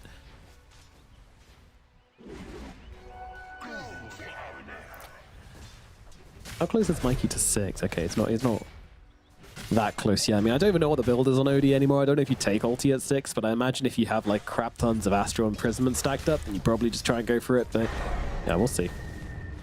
Yeah, I think it's just constantly spamming it out, and like you just know that OD's gonna find his farm. I think maybe when Timber hits 6, if a support rotates in, there could be a little bit of like, "Oop, you've overstepped your mark and died." But yeah, again, I feel like you're just picking the hero to farm. OD often concedes a lot of lanes because of the inability to continue that harassment. But against a Timber, you know it's there, so you go. You get through, like, the weakest part of the Axis, lane. blood grenade. Whoa. Is he gonna die? No, he's fine. He's not. He lives on a very, very precarious situation. Oh, so much brawling going on this lane. Meanwhile, over on the top lane, there hasn't been much at all. I mean, S4's just TP'd out, so maybe he got pretty low in the process, but yeah. Just been chilling. I'm keeping an eye. Oh, keep an eye on mid, everybody. As this guy's getting he's currently got 723 of his mana reduced. Mikey, he hits the 6, he's gonna kill him. Oh, there you go. Oh, okay. Yeah. I didn't know if he did 100 to 0 him, but GH as well. Oh, Yeah, Ice Path catches him out. Oh, no, but the Fairy Fire and the Wand. They weren't ready for it. And that means the little green man's going to be able to run himself away. But anyway, continue telling me about the ramifications of the middle lane. Hold on. We might get to see the implications of the ramifications of the middle lane, as Hanskin does actually end up going down to GH instead. And Ponlo will fall in the mid. Yeah, I was trying to see if this Timber saw OD, if OD did have that kind of explosive output. Charlie. Clearly he does. Trying to finish off GH here, but he's so damn fast. Running through the tree lines. He's juking. He's jiving. He's thriving. One more hit. Will not be finding. Doesn't have the metamorphosis up any longer. He's trying to do it in human mode, and he gets killed off. Dies to the Netherward, in fact. Dude, so many big kills coming in the last couple minutes, right? You've got the Timber dying mid, the OD dying bottom. Oh, sorry, the TB dying bottom. Kuroki's getting even punched up top. But all right, so importantly, right? There's been 4 games of Terrorblade. You know, let's see if Kuroki... Charlie has played 4 Terrorblade games so far in the DPC. He's won all 4. He has only died maximum once per game in all of those games. Wow. He's died in 3 of them once. In the 4th game, he never died at all. His entire stat line for Terrorblade and DPC is 42 kills, 3 deaths, 44 assists across 4 games. Like, he has had incredible showings on this hero. But then when you think about it, he's already died once. So it's like, ooh, if you die one more time, that's a record. It's a record. You know, it's incredibly impressive for Charlie. Like, Terrorblade has been one of his best heroes so far. It has really enabled Alliance to beat the likes of Ancient Tribe, Manaspa, ITB. But can he have that level of performance so far? Sure, he's died once, but yeah, it's one of his best heroes. The stats, they speak for themselves in this moment. They do indeed. Go up in the top lane here. Yuma immediately going to throw that. What? All right. Ponlo needs to just TP himself out of this one. As do you want to get a replay of that, or are we going to just let it slide? Look. I want to see it again. One replay for the boys. I want to see if he was near the edge. Was it like a? Okay. Was it like a judgment call? Was it? I don't think it was, but I want to see it. Anyway. Okay, there you go. There's our request. It's been heard, and maybe it comes into play. Alliance, unfortunately, not really able to kind of connect any of the dots recently. Bit of an unfortunate couple of minutes, right? Black Hole's cancelled, Timber's dying, TB's dying. We need to kind of slow down this game a little bit, and sure they are by killing off GH. The key thing for Alliance with this passive style of draft is stall the aggression, bide your time, itemize for the mid game, and unfortunately, we're finding a couple cheap kills as well. They're trying to bring in the damage onto Mind Control. Meanwhile, Rupture up on the top lane, but we'll watch Charlie try and finish this job here onto Mind Control. Needs a little bit more, needs one more right click. Oh, he's not going to find it. Meanwhile, up on the top side, S4 will go down again. The Rupture is there, the damage is through, and sad start to the game for S4, has to be said. Bottom. Not the best of Enigma picks. We kind of anticipated Uh-oh. this. Charlie, 1v3ing right now. No! He tries to sunder under the no. Meta Ward. I mean, he wasn't getting out of there any other way. Had to give it a go. But It's the second alas. time he's died to Never Ward. The Yep. second time. This is now the worst amount of deaths, or the worst performance, technically speaking, Charlie's ever had in this tour on Terrorblade. And I'm so worried. I feel like I was really hinting at this during the draft. Like, how does Alliance play Dota with these heroes? And Enigma, all of their heroes kind of synergize together, right? Be it through protecting each other or elevating each other to pump out more damage in the fight. And already we're seeing Mikey, he's making these moves, killing off the Timber, rotating around the map, and it's really setting the pace. He's going for that Witchblade build, which is going to be quite a nice damage deal. We'll see if he pivots later, but we're going to see the replay. Oh, yes. Okay. It's the good replay. So S4 comes in around the tree line, seen by that range creep on the edge, very much within inside blood. Super close to the edge there. Mikey's dead in the live stream though, so that's a pretty big deal. Lions find themselves a big ticket pick-off, but they'll move across to China as well. He gets a TP. Very nicely done by Chorn there. That is actually a critical escape from him. Using the Timber Chain inside of the Rupture, a ballsy play, but it gets him out, and that's what matters. Maybe every time we watch that S4 highlight, Alliance will have like good luck in the game. I'm not saying we I'm watch not going it to test again. that theory. I don't want to. I don't want to see that one again. That's rough. It happens. Wait, is he Move going? on. He's going Helm with Dom on Enigma. Ooh, he is. So he's actually not playing the Aura Enigma, because of course against Silence you can't go Blink BKB, right? That's already out of the game plan. So sometimes you see like a Greaves or a Pipe or just some casual Aura, but he's going for Helm of the Dominator. I've not seen this for quite some time. We'll see if it pays off, but Alliance really raising some questions in their most decider series or game so far in this DPC. Enigma continues the aggression. They're doing it their way, and I respect the hell out of it. What did you say? Okay. Look, someone has to. Oh, no, not again. we're gonna we're summoning some good luck, we're boys. trying Okay, to see we're if it summoning works. it. Okay, Oh, all right, come let's on, see if Alliance. Alliance All get a right, kill come on, from all right. this. Maybe he hits the black hole this time. Maybe he hits it. Okay. Doesn't hit it this time. Oh. And live? But when we tune back into the game, there could be. No, they're just It playing doesn't them work. out. All right, okay. We had to do All the right. science. It failed. Hypothesis, mildly. Hey, we're Okay. scientists here, right? That's what we do. We are. We do. And okay, well, at least we don't have to bring that one back in. Sorry, S4, we won't shame you for that black hole anymore. But we were trying to like cast a curse you into getting back into the game, so we were Yeah, it was trying for our you bit. guys. It was for you guys. It just didn't Yeah. pay off, unfortunately. It was All right. atrocious. Let's see. I mean, they're kind of... There's GH just sitting in mid lane, just constantly life draining away at Mr. Chuan here. Like, it's pretty obnoxious. He's got nothing to stop it. He can just run away. You don't really want to run away from a support, but he doesn't have much of a choice. Annoying green man at it again.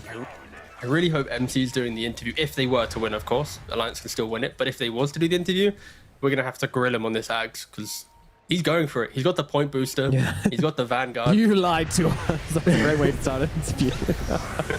Oh, Hanskin, he's in a bit of trouble down here. Kuro, though, was getting kind of burned up a little bit, but the Global Silence going to save his ass, so he's going to get out okay. Now, important thing to mention here, Global Silence is down. Possibility of a black hole for S4's going for S4 round is two. now up. Yeah, he's looking at the Blood Secret saying, no. I'm getting flashbacks That from was last time I hyper. tried this. But we didn't see it on camera, right? But he hit the Manifest. He waited for the Blood, right? Yep. But because Heroes were low, Bloodseeker, of course, zoomed away. He nearly tried. He went for it, but of course, Global was down as well. Like, it was the opportunity to give it a good scuffling. Yeah, I like this. Ponlo and S4, they know that this big spell is down. They can land a black hole if they get this Enigma into the mix. The perfect hero to do that is the Spirit Breaker, the battering ram hero, to open up the doors to this fight. He's just going to charge on through. Mikey, he's kind of in the river.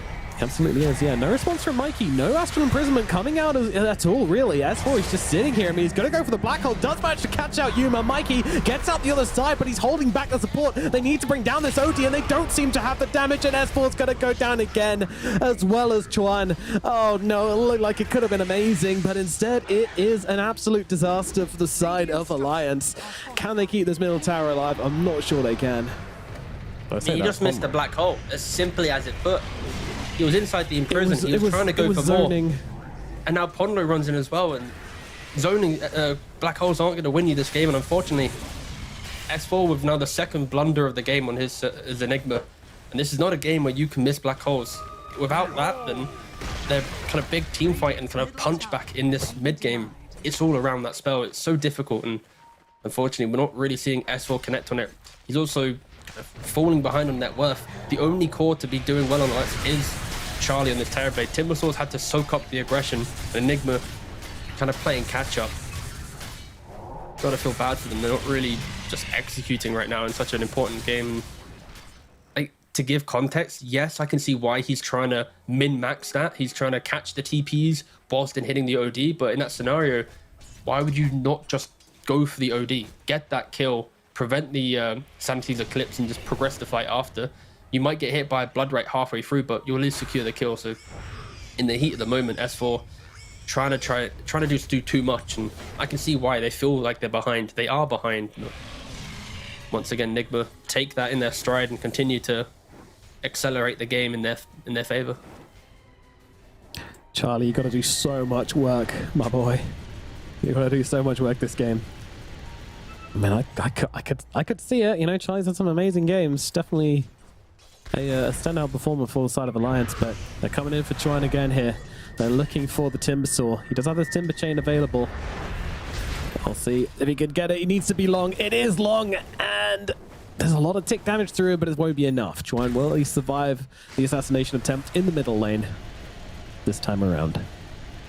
Yeah, this is the type of game where Timbersaw really wishes like Hood of Defiance was still an option, because he would love to buy just a casual Hood to soak up some of this damage and then just survive a little bit longer. But now it's like you go, what? Shroud, Pipe, or Casual Cloak, and he hasn't opted to go for Casual Cloak. He's even going for just an instant BKB.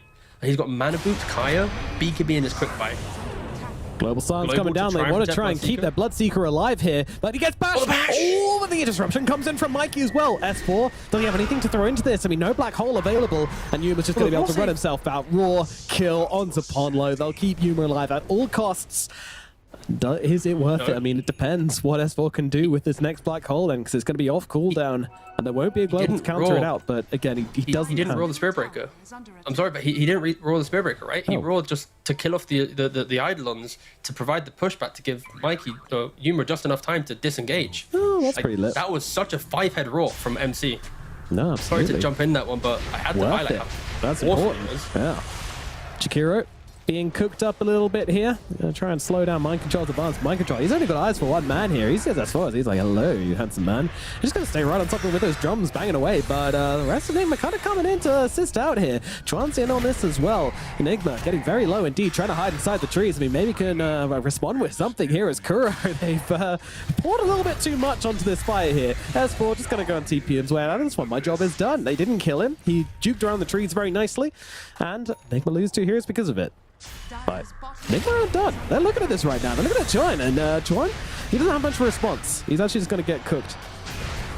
Ponlo committing to this one as well. My goodness. I mean, Alliance, they're really forcing this one out.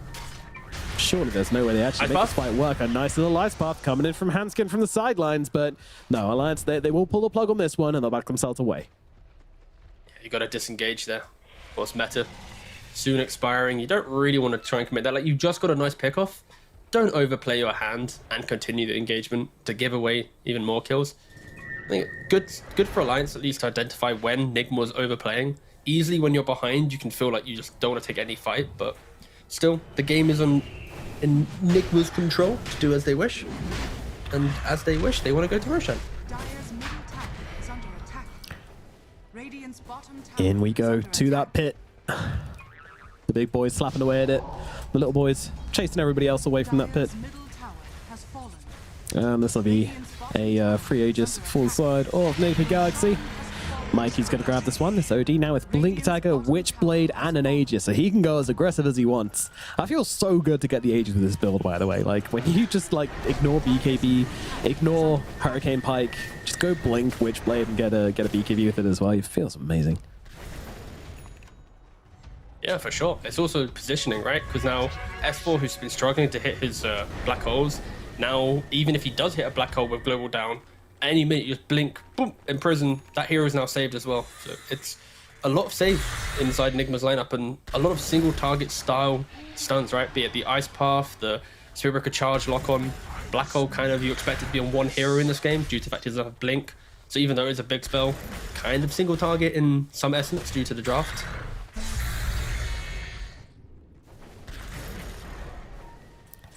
Things are getting sweaty here for Alliance. I mean, again, their game plan is kind of just wait, hold. We might be able to find an entry to the game at some point, but yeah, it's not making itself forthcoming at the moment. Enigma there just looking to strangle them out as much as they can, and they can absolutely do that. And they go here onto Ponlo. Ponlo, I don't think he's got a way out of this one. Too much damage coming out from Mikey. Those orbs hit hard. This is so powerful against any of these like tanky heroes. OD just eats through them. And in the draft, I mentioned like maybe the Ags build for double save, but I also really love the build where you go for Witchblade and go for the kill. Numa, he has to use his BKB in the bot lane. Should be able to disengage from here. Again, Alliance not really having layers of damage to kill off the heroes. Nice bit of pressure, but still, your mid lane's falling. Where's the rebuttal? Yeah, there isn't one. There's not going to be one. Tier 2 of mid's going to fall. They're getting a bit of counter aggression coming in the top lane, just sending in some illusions, some Eidolon, some low commitment, and Alliance. They're just sending everyone to the middle lane, but Mikey, he's a fast lad. I liked that attempt there from Ponlo, you know, using the ultimate early to try and stop himself getting astraled up, but didn't quite work out. Oh, and a shield rune as well. Okay, Aegis plus shield rune. Maybe this isn't a thing anymore. No, not at all. Okay, so this point in the game, Alliance kind of feels like they're victim to making no real moves, and they will kind of be under the pressure of Nigma. Like, when does Nigma overstep? And Yuma, nice TP out there. They were triple smoked. If he doesn't get that TP off, he's dead. Ponlo didn't actually use a drum charge in that charge, and I'd argue if he did drum plus phase and bulldoze, probably would have connected on that. So he had 7 charges in the mid fight, still 7 charges here. So unfortunately for Ponlo, not fully utilizing the move potential of this hero, and could have just been enough to clip onto that Bloodseeker. They know where S4 is. Double farming. wisdom rune for Alliance. There we go. Oh, they're back. Let's go. Let's not get too carried away. Alrighty. He took the wisdom rune instantly, now getting S4. Okay, well, third death for him. That is a tough one. The entire enemy team just shoving down this lane, and yeah, not really expecting them to just kind of blink past the tower there, but what can you do? Tier 2 in the top lane goes down. Oh, I'll take their Tormentor. Why not? Rub a bit of salt in that wound. Who's going to get it? Quick predict, go. GH. Too late. Broke you. Fuck. Radiant's top tower is under attack. That's why you don't gamble, kids. So, Kuroki now with the shard. Of course, that now allows him to get a silence based on his right clicks. Normally, Silencer doesn't really put himself in a position to right click. We've seen some position 5 players actually go for treads to cover the fact that they will inevitably get a shard from Tormentor and have the attack speed. But of course, in this game, Kuroki going for the Solar Crest to amp up his OD and his right clicks. We probably won't see it come into too much of a play. Maybe some Spirit Breaker if he's on top of Silencer, but not the biggest of shards. And now we get a second round. Will it be between OD or will it be Pugna? Take your guess. Oh, Mikey, Jesus. Yay, I got it. That's why you should gamble, kids.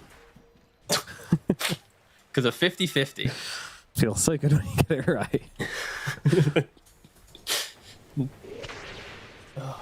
22 minutes 50 into this game, and it's a 10k gold advantage. It's feeling very, very good for Enigma Galaxy. They take both Tormentors, they just control this map at the moment. Alliance, they're just waiting. They're biding their time. They're going to try and find their opportunity.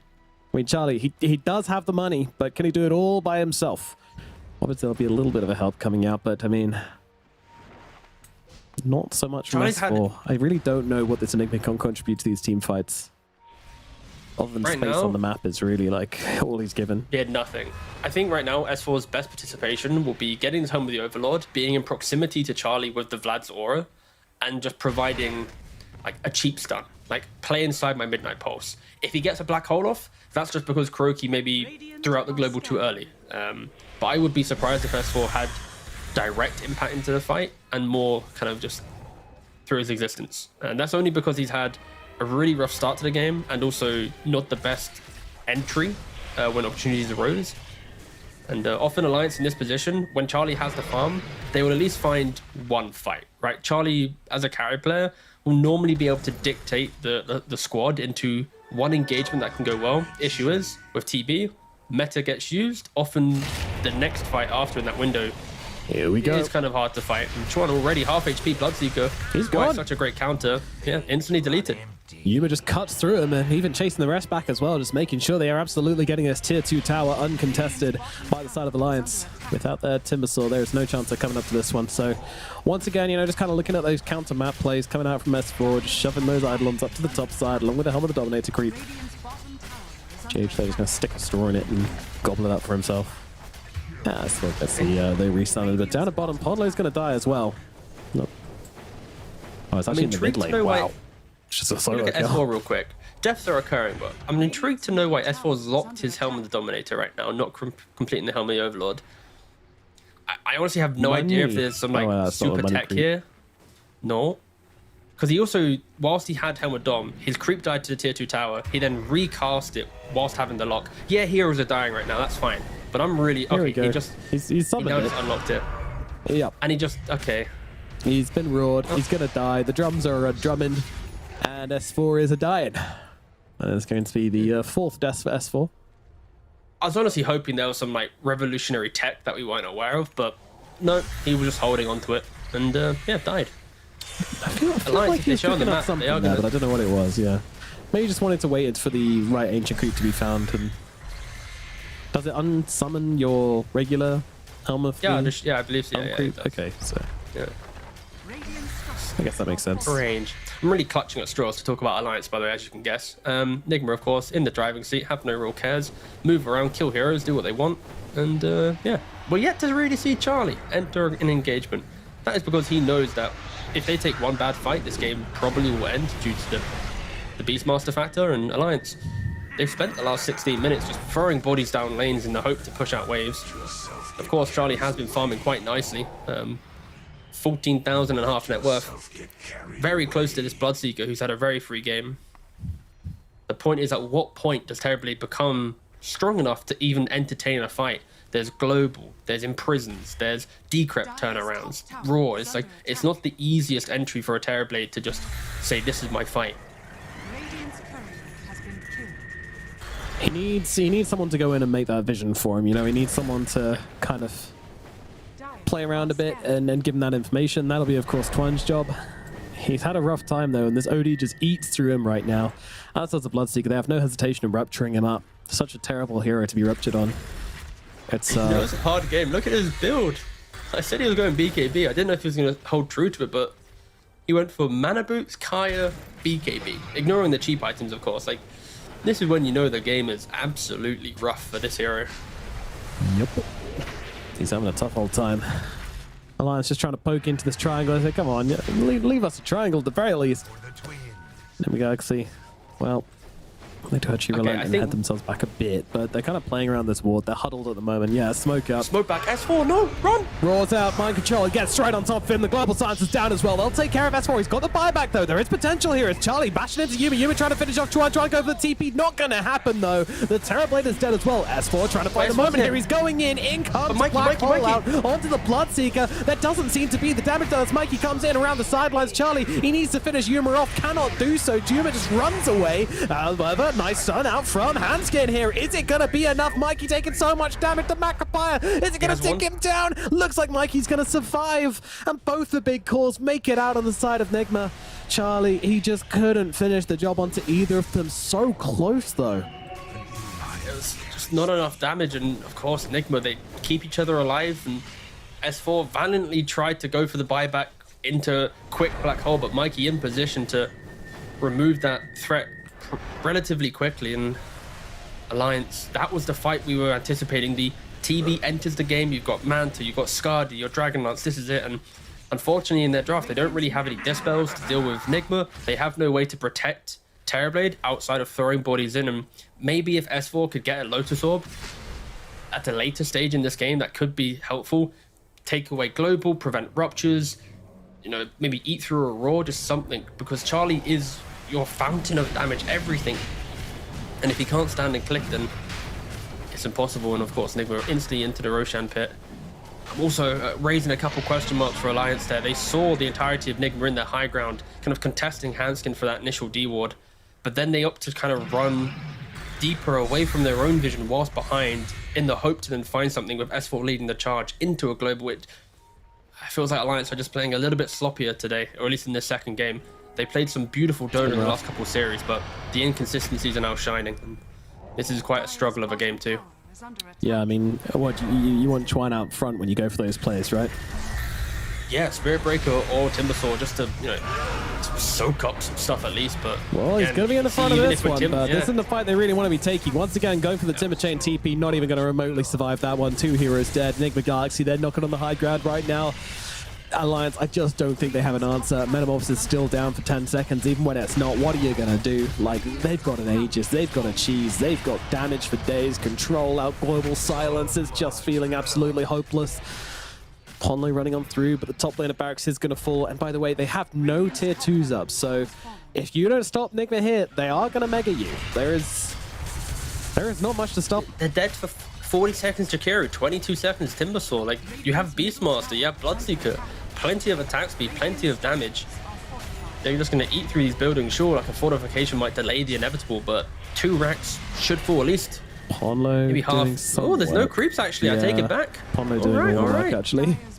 Yeah, fair play. I didn't catch that during the beatdown of the towers, but all right. Alliance at least keeping themselves 2 racks in the game. Going back to your earlier question about who should lead the charge, I think at least we saw there the answer was no one can lead the charge for Alliance. Yeah. Anyone who steps up just gonna get 100 to 0. Now the creep waves are entering. Nigma coming back. Round 2 for the mid lane. Aegis still in play for 3 minutes. I can see from our TV cam. Charlie, he's not going back to this one. He wants to get himself this nullifier. Maybe then he'll see a chance for him to actually turn up to this fight and get some damage coming in. They've lost the racks. Another one going down. Even Mikey in this, just the level of aggression he has. We saw it in the Snapfire game, even now in the OD. He blinks in, Hurricane Pikes, uses the vision. He's just slapping S4. Just soloed him. He's just gone. He's done that twice now. What an absolute unit of a player. Roars out as well onto the Timbersaw. Global Silence to follow up as well. They'll take him down with ease. Juan is gone. Charlie hitting from the high ground, looking onto Yuma. Yuma, his first life, might just be going down to Charlie here. Certainly will. Charlie still able to be the beast he needs to be in this engagement. No buyback from the Enigma this time around, so they won't have that option available for them. Mikey just sitting there waiting for a forward stuff. He had Jetta zone. And blink back in, little Astral, keep those Astrals coming on through, getting as much mana as you can. I mean, it was an Aegis for a Metamorphosis. That is a trade which Enigma Galaxy will take every single day of the week. I just love Mikey's thought process right now. He's playing like such an assassin. Like this Hurricane Pike, he's got the soft defensive capabilities and Lincolns to prevent the Spirit Breaker instant response, but I just love the way that he's playing. Even here, boom! Up again. He's just constantly forcing Alliance like, hey guys, if you leave your base, I'm here. I'm 30k up. I am the mid laner in this game. Meanwhile, they're just losing bot racks. Yep, no Metamorphosis. Their one hero which can do damage can no longer do damage. It's looking very, very tricky as the ultimate comes in from Mikey. He'll just take down Hanskin straight off the bat. Yuma running in. The Black Hole's going to come down on him, but the Roar is there to answer it. S4 is dead. Alliance, their chances are rapidly disappearing in front of their eyes. Their chances of staying in Division 2. Sunder is out. Charlie is alive. 60 seconds on meta though. Yep. It's just too long to wait. Mikey, he's on top of him. Plants a flag nonetheless. The banner does say goal, by the way, so that's a cool footballing reference for Mikey. Just scored a goal. Niche footballing reference, which most people won't get. Yep. Ponlo looking for the hunt here, trying to find something. Just popping the Yours onto the puck there. They've got the Blink Dagger as well. Global Silence to come down as well. Mega Creeps have been bought, by the way. It is just playing it out now for Nigma. Mikey's just slapping people. Ponlo gets taken apart. Charlie as well. Your armor don't mean nothing to Mikey right here. He's going to get another one. He's just taking down everybody right now. 13-1 on this OD. Up to the high ground we go. And GG is called. That will do it. Game number 2. Absolute stop. Name the Galaxy. No prisoners taken. Dude, what a banging game from Nigma. Like it was just such a clean game from them from the start to the finish. Like, just the way that they wanted to play out the game. Mikey getting his OD pick, against the Timbersaw. I was like, should be able to trade farm, but then boom, he hits 6, blows up the lane, and at that point, Alliance, they're like, wait a second, we don't really have any game to play. When you first pick this Timbersaw in the draft, you kind of need to cover it somehow, or at least put it in a lane where you don't care about it. And unfortunately, they put it on one of their star active playmaking heroes, or players, sorry, and then subsequently picked an Enigma for S4 into Silencer, into Beastmaster, into the laning prowess of a Bloodseeker. I think this pick was one of the worst ones I've seen from Alliance, and unfortunately, it was in a game which meant everything to them. Because of this series loss, they are now confirmed eliminated from Division 2 and the DPC. They put such a valiant effort in their bounce back from the start of the season to just the tail end where they started winning some series, but unfortunately for them, it was just a little bit too late, and now they are going to be the second team joining Ivy in the bottom 2 spots. And now Nigma, of course, with this win, they get to force out the juicy 3-way tiebreaker for first place between Level Up and Exponaspa. And if they play like this in game 2, it's anyone's game for sure in that top 3. Absolutely, yeah. I mean, it's a 3-way tiebreaker for first, second, and third. Those top 2 slots will be the promotional slots, so still not guaranteed promotion for Enigma Galaxy. Have to be clear of that. But now they've given themselves a chance to play their way into it, and yeah, that's going to be an absolute banger of a tiebreaker. But yeah, this game, yeah, not so much. I'm not sure I describe this one as a banger, I'm afraid. Unfortunately, not. No. But no, let's focus more on Enigma. I feel we've already mentioned the Alliance scenario. Let's put that to the side for Enigma. It was just beautiful aggression. I'm still very upset for MC betrayed us like this. He mentioned how he hates acronyms on Beastmaster and Terrorblade. He then seems to buy it in a crucial game and pops off. To be fair, he kind of subtly pops off in this game. I think the roar on top, where he roars the Eidolons to be able to kill / push them away to keep the Bloodseeker alive. Just beautiful stuff. MC had such a great series, just silently making such clutch plays, whilst Mikey showcased his super assassin mindset on Snapfire, bides his time, hits 25, breaks the game. On OD, gets Blink, Lincoln's, Hurricane Pike, and then suddenly he's jumping into high ground. Of course, he's got plenty of vision from the rest of his team to then pepper heroes, like solo killing S4, putting Timber to like near no HP. So this time, Mikey easily gets the MVP in my books. I don't know if you have a counter argument. Oh, thank I'm down you. to have a quick debate, but Justice at last. No. I'm going Okay, Mikey all the way on this one. Yeah, absolute Giga Chad. Between There game we 1 and go. game 2, he's earned himself an MVP and then some. Absolutely spectacular performance. Yeah, I mean, great pick, great read. You know, I'm assuming that was his call, and he just said, "Hey, you know, I can turn this Timbersaw inside out. Give me OD. I will win you this game, Kuro, my king, my captain." And he absolutely did. Outstanding performance, just dropping heroes all around the place. Love the play style as well. None of this meteor hammer nonsense we see some people still going for, like they're stuck in 10 patches ago. He's going for the Blink Dagger, going for the Witch Blade, getting the kills, making some magic happen, and yeah, just playing it very well. And playing like he's been playing OD like non-stop recently, you know, just every aspect of the hero was very well thought about. Astrals just constantly being kept up, you know, making sure that he was always able to start the fight with their ultimate, rather than having to drop it halfway through because you had to spend the first part of the fight just getting Astrals off to get yourself enough mana to make it worthwhile. That aspect of the hero is pretty cool, and you know, something which usually takes most people a couple of games to get back, but not Mikey. He's ready to go. He's ready to drop these big performances on non-standard heroes whenever the need requires, which I think is really cool. And another reason why a lot of people are very excited to watch this guy and watch him play in such experienced teammates and see how he can improve and find that kind of consistency, because yeah, if he can find consistency and play at this level, you know, we've said it time and time again. We said it when he was playing for Shopify as well. He is going to be a beast. He's going to be terrifying. yeah, no, I just love the fact that we see kind of the growth of the team. Sure, they're still having their inconsistent results, be it kind of losing to Secret in the other tournament qualifier, dropping games to teams in this division that inevitably then finished in kind of bottom 4 positions. But I think even with our March interview we had the other day, just knowing that they have the faith and trusting the new players to make kind of the big calls and to make the drafting calls as well for the heroes in certain situations, it's cool to see that level of trust. And yes, there will be kind of growing pains with that, where sometimes it's wrong, sometimes it needs to kind of be recalibrated. But if there ever was a time to have those issues and concerns, it's right now, during the kind of the group stage, during the part where you can kind of still get your way through it if you even have a couple rough spots. And now they're still in contention for first place.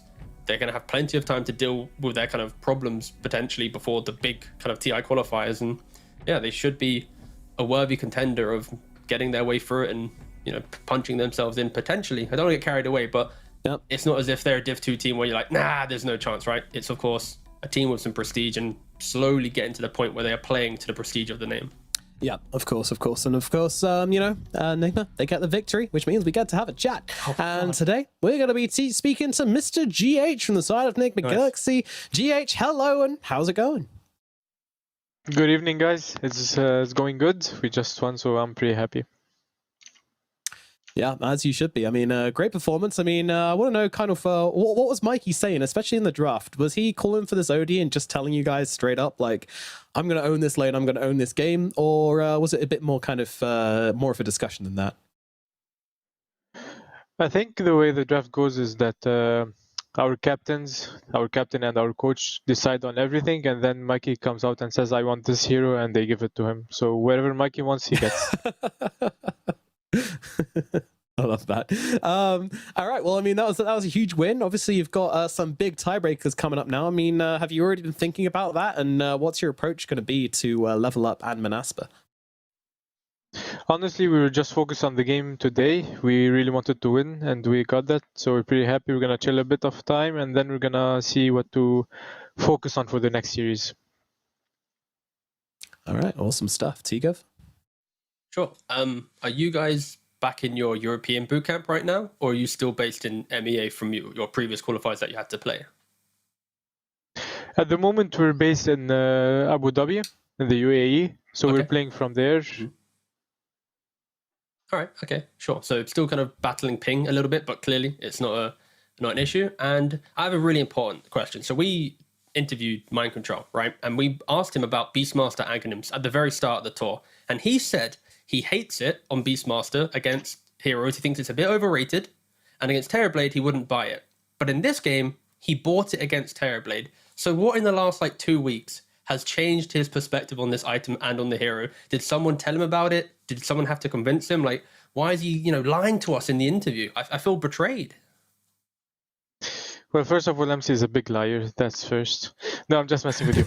So the game cycles a lot, like every couple of weeks, and you just have to adapt and you have to go with the flow. So maybe beforehand he didn't see big value, and now he sees big value against Terrorblade or against other heroes. It's partly adaptation. Another part is like watching other people's game, other players' game, and seeing what we can extract as when it comes to information or playstyle. So it's partly understanding the meta better and evolving, and another part is just trying to understand what the other players are doing. Sure. And talking about kind of evolving, you've played with, MC now over 1,100 pro games, right? So in this partnership of the lane, who's the player that kind of brings the kind of adjustments and ideas on how you want to play it? Is it like a team effort between the two of you? Is one of you kind of more the replay kind of guy that brings in the ideas? Is how do you distribute this over so many, hundreds, thousands of games? If I have to go back on it, I have to think about it a lot.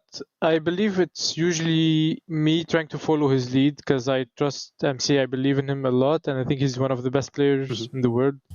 So we had our rough patches, and we tried to keep working on them throughout laning stages and team coordination and communication. So I believe it's partly hard work, partly me following his lead whenever he has any, and we both try to bring our ideas to the game. Sure. Cool. Thank you. Very good.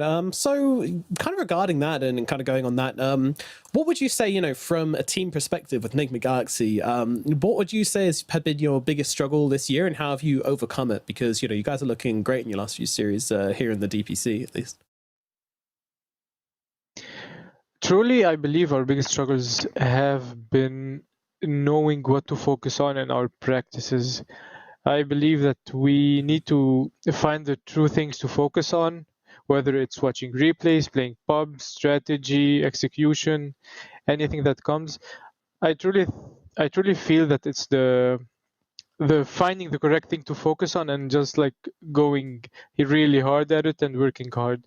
So when it comes to what to focus on, I believe a big part is strategy, structure, team fights, laning. So a bit of everything we have to focus on, and I think we'll be really good soon, hopefully. Nice. Yeah, I believe it. I think you've shown tremendous growth already, and I'm excited to watch you and the rest of the guys improve. I think that's going to be it from us. But GH, as always, thank you so much for coming to talk to us. It's been a pleasure, and looking forward to seeing you guys playing those tiebreakers very soon. Thank you. Goodbye. Thank you guys for having me. Have a good night. Cool. Thank you. Bye-bye. All right, great stuff from GH Boss himself. Yes, indeed. Nigma on a positive path, as always, looking to try to get the wins, and those tiebreakers are going to be looking very interesting indeed. I mean, T, who are you going for? Who are you leaning for? I mean, it's the awkward question, but who's going to take first, and who's going to be left behind and left to sit in Division 2 once again? But yeah, let's just soak in the leaderboard for a second. Because of the events that unfolded, Ivy, Alliance, they are eliminated. They don't get any dollary dues for their placement, unfortunately, due to the structure. So we have to bid them farewell. We then get an Ancient Tribe and ITB playing a tiebreak. And going back to your question now, this top three on the left-hand side, Level Up, Manaspa, Nigma. When you look at the head-to-head, Manaspa, they didn't win in the best of threes against Nigma or Level Up. Like, that alone maybe puts them an awkward position. I am quickly double checking to see if maybe they won like the first game to at least show that they're good at the entry to the series, but no, they didn't even do that. So I feel like in regards to just head to head, you have to put Manaspa at the bottom of the three, but they are the best team in best of ones. It's why they have consistently gone from Div 2 to Div 1, because they are an absolute powerhouse when it comes to bringing their A game to a single game. So I think if I had to rank it right now, it's like Nigma, Manaspa, Level Up. I think Level Up might have the biggest issues, just in the fact that when you think about experience, Nigma and Manaspa have it in spades in this position, going from Div 2 to Div 1 through a tiebreaker. But it's anyone's game. Like, I'm just saying things in the hope to generate hype, but any of these two teams can bring it. Like, Level Up is just such an X factor as well, though. Like, it's like a mix of very high skilled players. They haven't played that much together, to be honest with you, but they could do anything. They could go top, they could go bottom. It's pretty crazy. I'm very excited to see it. So let's have a look at the schedule we've got coming up next time. So first series we are going to be watching is going to be Ancient Tribe versus ITB, and keep in mind that is at 12 CST, which is earlier than usual. So guys, no sleeping in. Got to make sure you get up nice and early. I mean, well, if 12 CST is early for you and you're European, then that's kind of bad, but no judgment here. And then of course we get into those tiebreakers, and those will be very fun indeed. T, I'll let you talk through those ones. Oh yeah, I mean, first of all, don't forget that the schedule is going to be slightly earlier than usual for the times here. So if you're used to your regimented Western European wake up time for Div 2, set that alarm clock a little bit earlier. And yeah, rolling schedule as well. So I don't know if you just said that, but I'm going to say it again because it's so important. It means we get spicy action straight off the bat. But I don't know, man. Like, Ancient Tribe and ITB, that is, like, unfortunately doesn't mean a lot in the grand scheme of things, but it might have indirect but just impact down the line, right? When you think about TI qualifiers, let's say the winner of this series now suddenly plays up in an out of form team just because of seeding slightly. Like, it's such marginal things, but in TI, the qualifiers, every series means so much. So getting the momentum, getting that one series, this could mean a lot for these two teams who have kind of been middling their way throughout the DPC. And yeah, the best of ones. It's what you want to see. Series 2, 3, and 4, it's just going to be quick, action-packed, go, go, go. Whoever gets 2-0, congratulations, you go to Div 1. Whoever gets 1-1, congratulations, you get to Div 1 as well. Maybe we go a second round, but who knows? It's a banger day. It's all important stuff. And yeah, I hope to be there with you, Nomad. I don't know what schedule we have, but I hope we get to see it too. I mean, it's always fun to do the like kind of high stakes ones, but positioning ones can be interesting as well. See what the teams have to show one last time before those TI qualifiers, which are of course is what everyone's starting to look towards here. But yeah, one last chance for promotion. Will it be Manaspa? Will it be Level Up? Will it be Nigma? That is the question, and well, we'll be finding out very, very soon indeed. But yeah, from today, we are getting done. I mean, T, it's. I think we just got to say it one more time. Alliance, they are now out of Division 2. They're eliminated from the DPC. I mean, I hate to say it, but it's sad. It's crazy. I mean, it's a big blow for the org. We'll see if they can make it up in the TI qualifiers. I mean, they kind of have to, right? Like, it's such a big blow. I mean, they've made improvements, right? From when we saw them from the start of the tour, but I don't know, this final game, the Enigma pick still gives me chills. But they have one last shot with this squad, with this roster. They're one of the few teams that have stuck together throughout all 3 tours with the same roster, even though they haven't had good results. So fair play to like the concept of the team, but they have one shot to make their entire year worth it. If they fall short, then we'll see how Alliance does to kind of navigate the brutality of Dota in the future. But for now, keep your heads high, lads. Yes, you're out of the division, but you still got one chance to kind of prove it to your fans. And you might be the first ever team to get to TI, but not be in DPC. That's also kind of hype. So yeah, keep on going, keep on trucking. And yeah, we'll see you at late August. We'll see what they can do. Absolutely, it's something to focus on. They got to give their everything to this and prove to everybody what they can really do. We'll see if they deliver. And meanwhile, join us tomorrow as we will have plenty more Western EU Div 2 action. It's going to be some banger series coming up, so make sure you join us for those tiebreakers. From today, we are all done. Thank you for watching, and we'll see you next time.